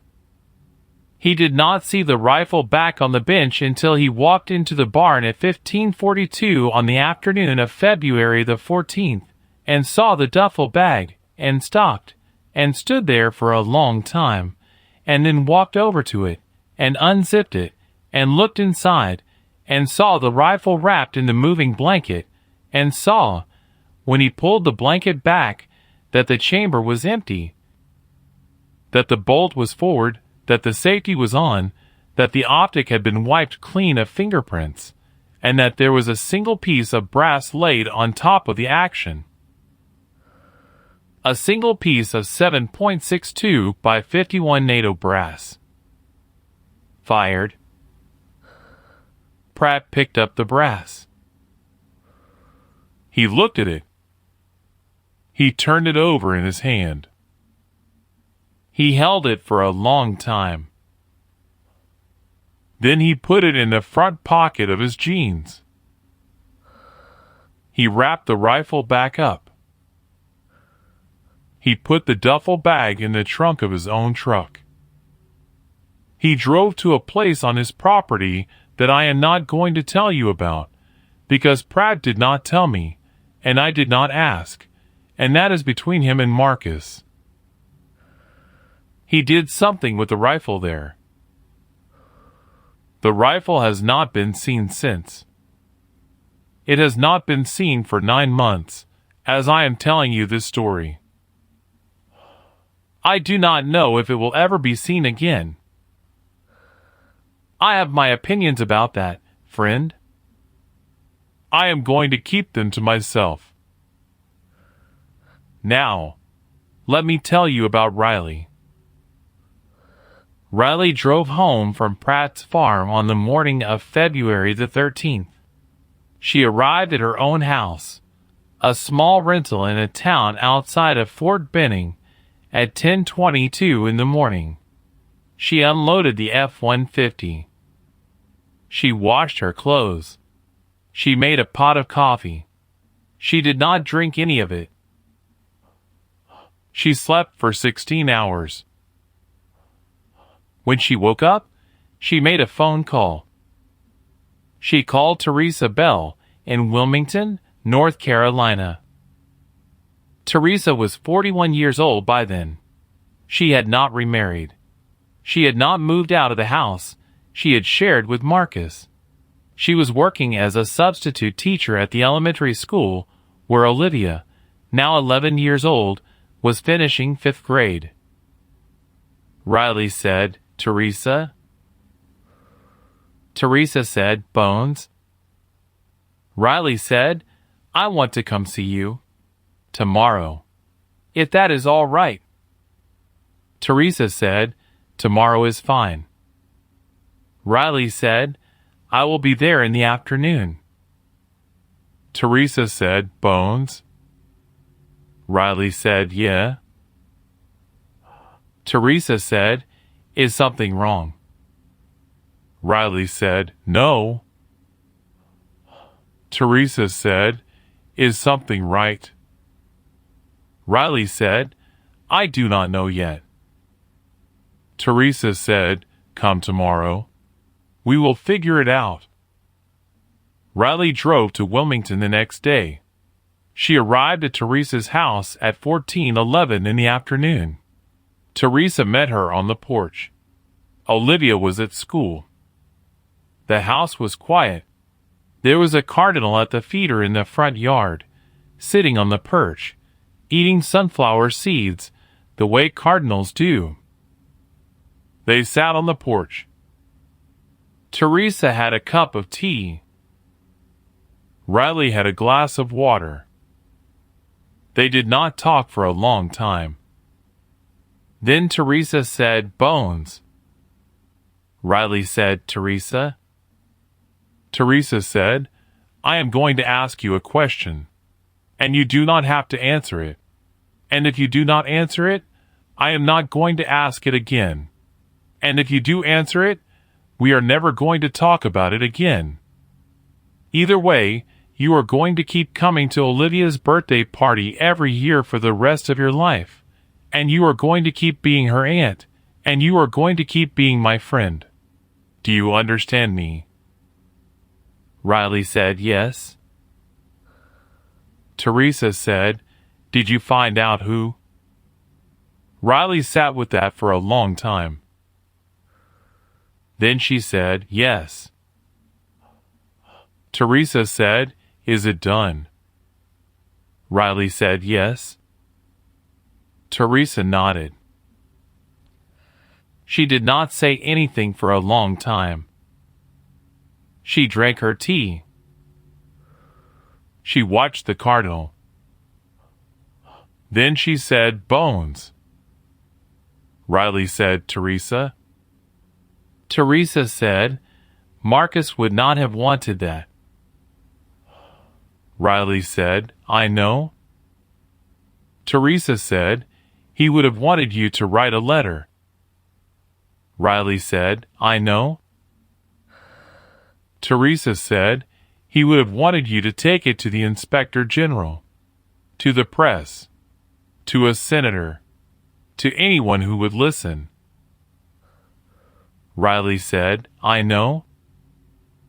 Teresa said, he would have wanted to be remembered the right way. Riley said, Teresa. Teresa said, Bones. Riley said, Marcus is not here anymore. So Marcus does not get to want anymore. Marcus got his wanting taken away from him on June the 11th of 2021. The man who took it from him sat in a 4-bedroom house on the inlet at Pompano Beach for 3 years and fished and read the paper and watched the gulls and slept in his own bed every night. 3 years, Teresa. While Marcus was in the ground. While Olivia was growing up without him. While you were teaching other people's children, because the man who bought a boat with the money he was paid to give up his location did not have a single bad night of sleep in 32 months. She said, I did not write a letter, Teresa. I am not going to lie to you about that. I am sitting here telling you what I did, because you asked me, and you are the only person I owed an answer to, and you are getting your answer. She said, I am not asking you to forgive me. I am not asking you to understand me. I am not asking you to be at peace with it. I am telling you the truth because you asked me for the truth, and because I promised your husband, in a chow hall in a country I will not name, over a piece of lasagna, that if he ever stopped coming back from a mission, I would go find out why. She said, I found out why. And I did what I did with what I found out. And that is the answer to your question. Teresa sat with that for a long time. The cardinal flew away from the feeder. A second cardinal came down and took its place. Teresa drank her tea. She set the cup down on the porch rail. She said, Bones. Riley said, Teresa. Teresa said, come inside. I am going to make you a sandwich. And then we are going to pick Olivia up from school. And she is going to be happy to see you. And we are going to take her out for ice cream. And we are never going to talk about this conversation again, you and me, for the rest of our lives. Riley said, Teresa. Teresa said, that is the deal, Bones. Take it or leave it. Riley said, I will take it. Teresa said, good. They went inside. Teresa made a sandwich. They picked Olivia up from school. They took her out for ice cream. Olivia got 2 scoops. 1 chocolate, 1 cookies and cream. She got a little of the cookies and cream on her nose, and Riley reached across the table with a napkin and wiped it off, and Olivia laughed, and Teresa laughed, and Riley smiled in a way that, according to Teresa, who told this part to Pratt, who told it to me, Teresa had not seen Riley smile since before Marcus had died. That was the afternoon of February the 14th, 2024. Valentine's Day. Riley drove back to Benning that night. She went back to work on Monday morning. She has not missed a day of work since. She is still teaching at the sniper school. She is still the senior NCO on the line. She is still the calmest person any student in her class has ever met. She is still the one who stands behind a shooter on the firing line with her hands behind her back and somehow makes that shooter shoot better just by being there. She does not talk about Marcus much anymore. She does not talk about the inlet at all. She is, according to the people who know her, the way she always was. Patient, quiet, exact.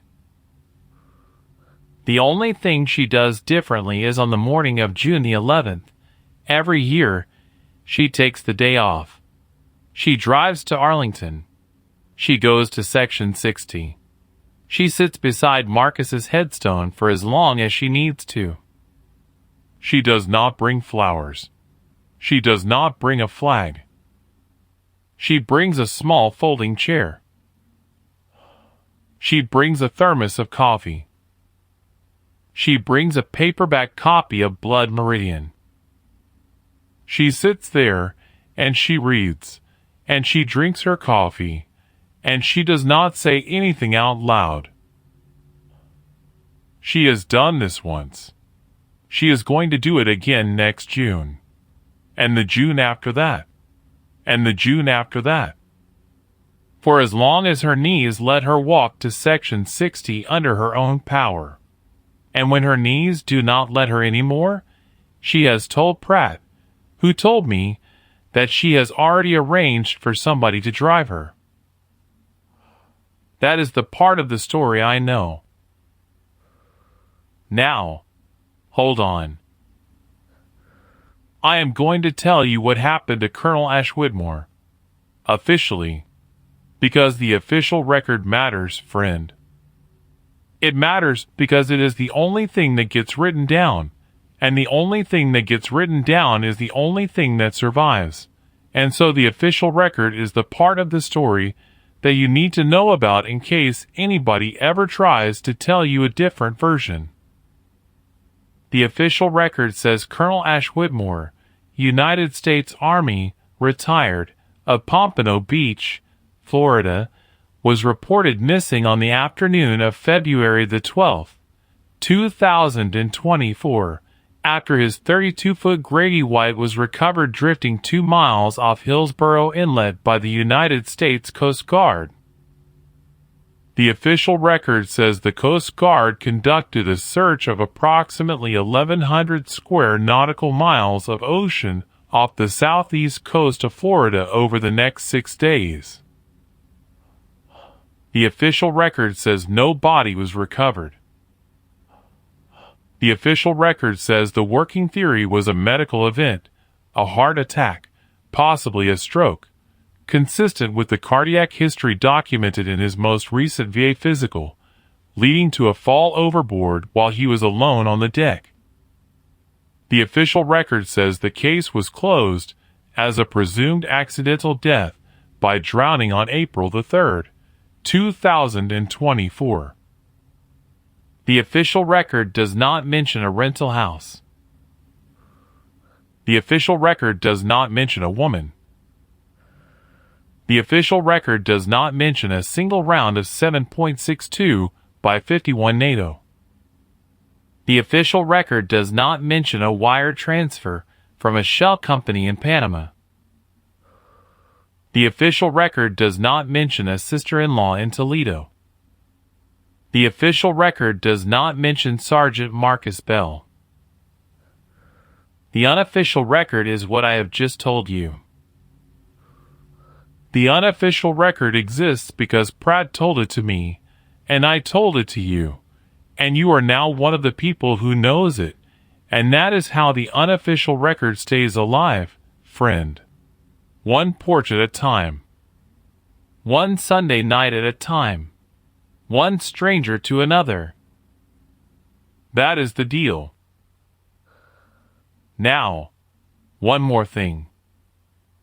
I want to tell you something about Colonel Ash Whitmore that I have been sitting on for the last hour. I have not said it yet because I wanted you to have the rest of the story first.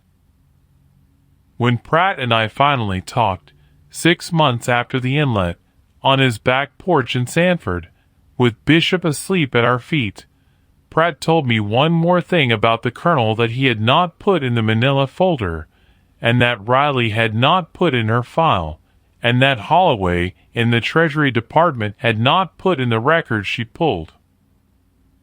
He told me that the wire transfer from the shell company in Panama, $380,000, was not the only wire transfer the colonel had received in the summer of 2021.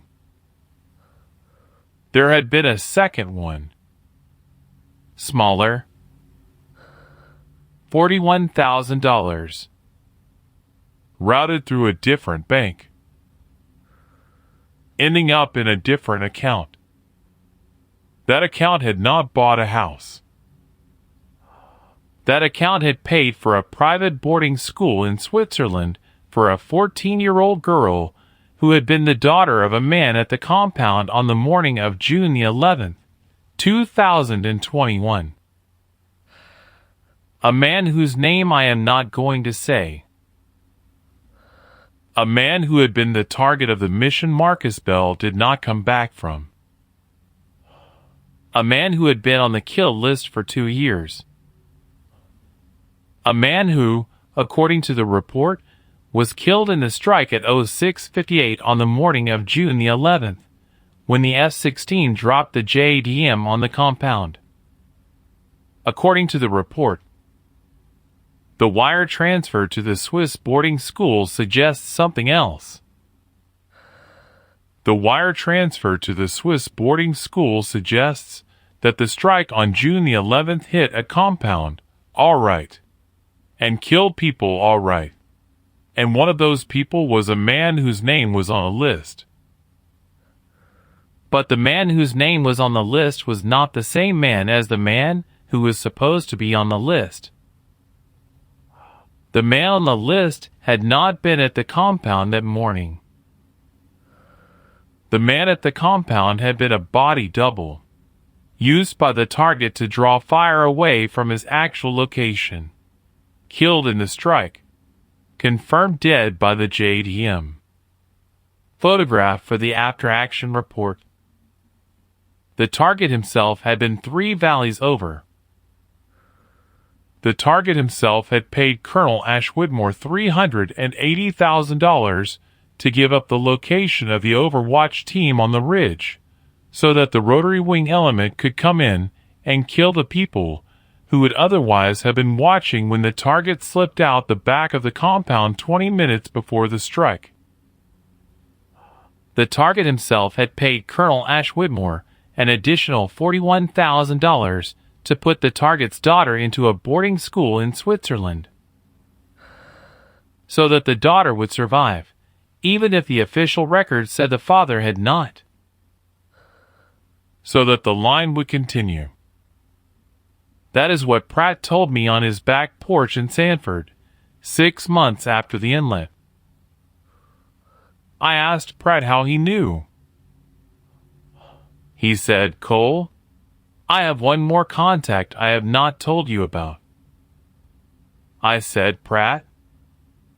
He said, "That contact ran the wire transfer down for me last spring. Found the Swiss boarding school. Found the daughter. Found the man behind the man." I said, "Where's the man behind the man now?" Pratt said, "He is alive." I said, "Where?" Pratt said, "I am not going to tell you that." I said, "Why not?"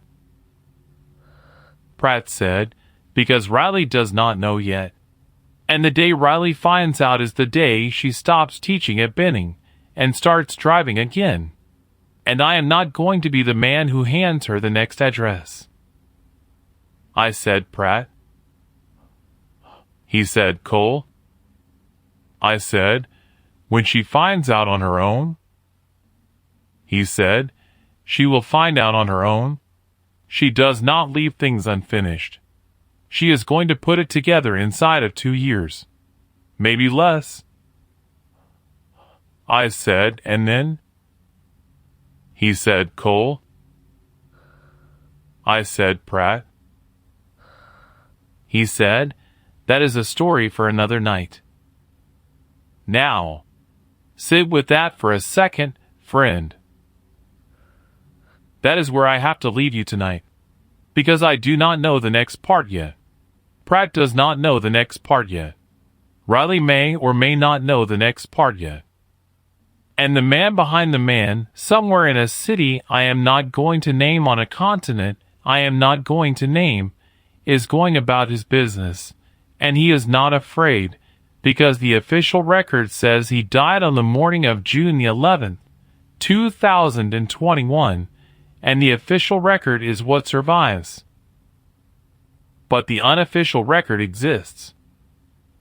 The unofficial record is alive on this porch.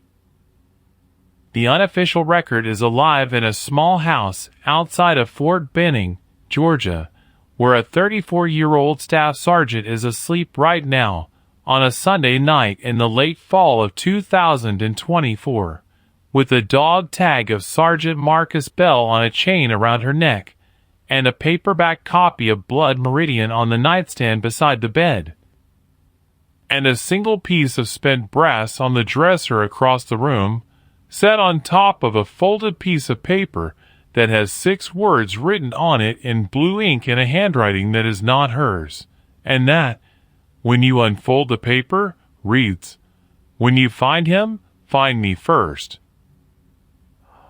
Signed, Top. That is where the story ends tonight. That is where I am going to leave you.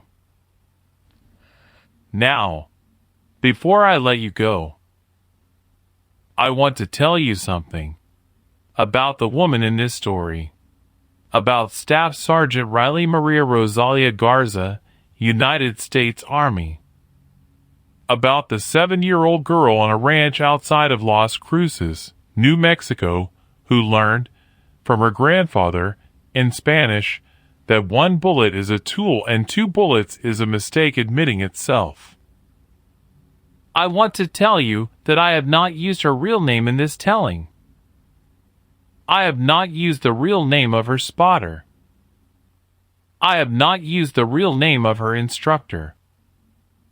I have not used the real name of the Treasury Department investigator who closed a file on a Friday afternoon in October of 2022. I have not used the real name of the man who fished every morning at 6:14. I have changed every name. I have changed some of the places. I have changed some of the dates. I have done that because the woman this story is about is alive, and is teaching at a sniper school somewhere in the American South, and is going to keep teaching for as long as her hands and her eyes and her knees will let her. And I am not going to be the man who puts her into a file that gets opened by somebody with bad intentions. But the story is true. As true as Pratt told it to me. As true as I have been able to hold on to it. As true as I can make it on a porch in North Carolina on a Sunday night in the late fall. Some stories shouldn't die with the people who live them, friend. That is why I tell them. That is why I am still going to be telling them on Sunday nights for as long as my voice holds out, and as long as Bishop wants to sit at my feet, and as long as Maggie does not throw me out of the house for spending too much time on this porch instead of in there with her. Some Sunday I am going to tell you what comes next. About the second wire transfer. About the boarding school in Switzerland. About the man whose official record says he died on June the 11th, 2021. About what Riley does when she finds out he is still walking around in a suit on a continent she has only seen in photographs. That is a story for another night. For tonight, you have the story I had. You have the ridge above Sanjin. You have a chow hall with bad lasagna. You have 11 kilometers down a mountain in the dark. You have a kitchen table in Sanford with a yellow legal pad on it. You have a Treasury Department office in Washington with a closed file in the drawer. You have a barn with a workbench and a rifle that is no longer on it. You have a rental house painted the color of an old peach. You have one round across 1,247 yards of Florida water at 6:47 and 11 seconds on a Tuesday morning in February. You have a name. I want you to do something for me before you go to bed tonight, friend. I want you to say her name out loud. Just once. Just to the air. Just so somebody, somewhere, is saying it tonight.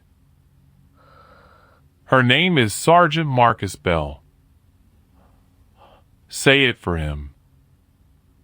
He is the one who is in the ground.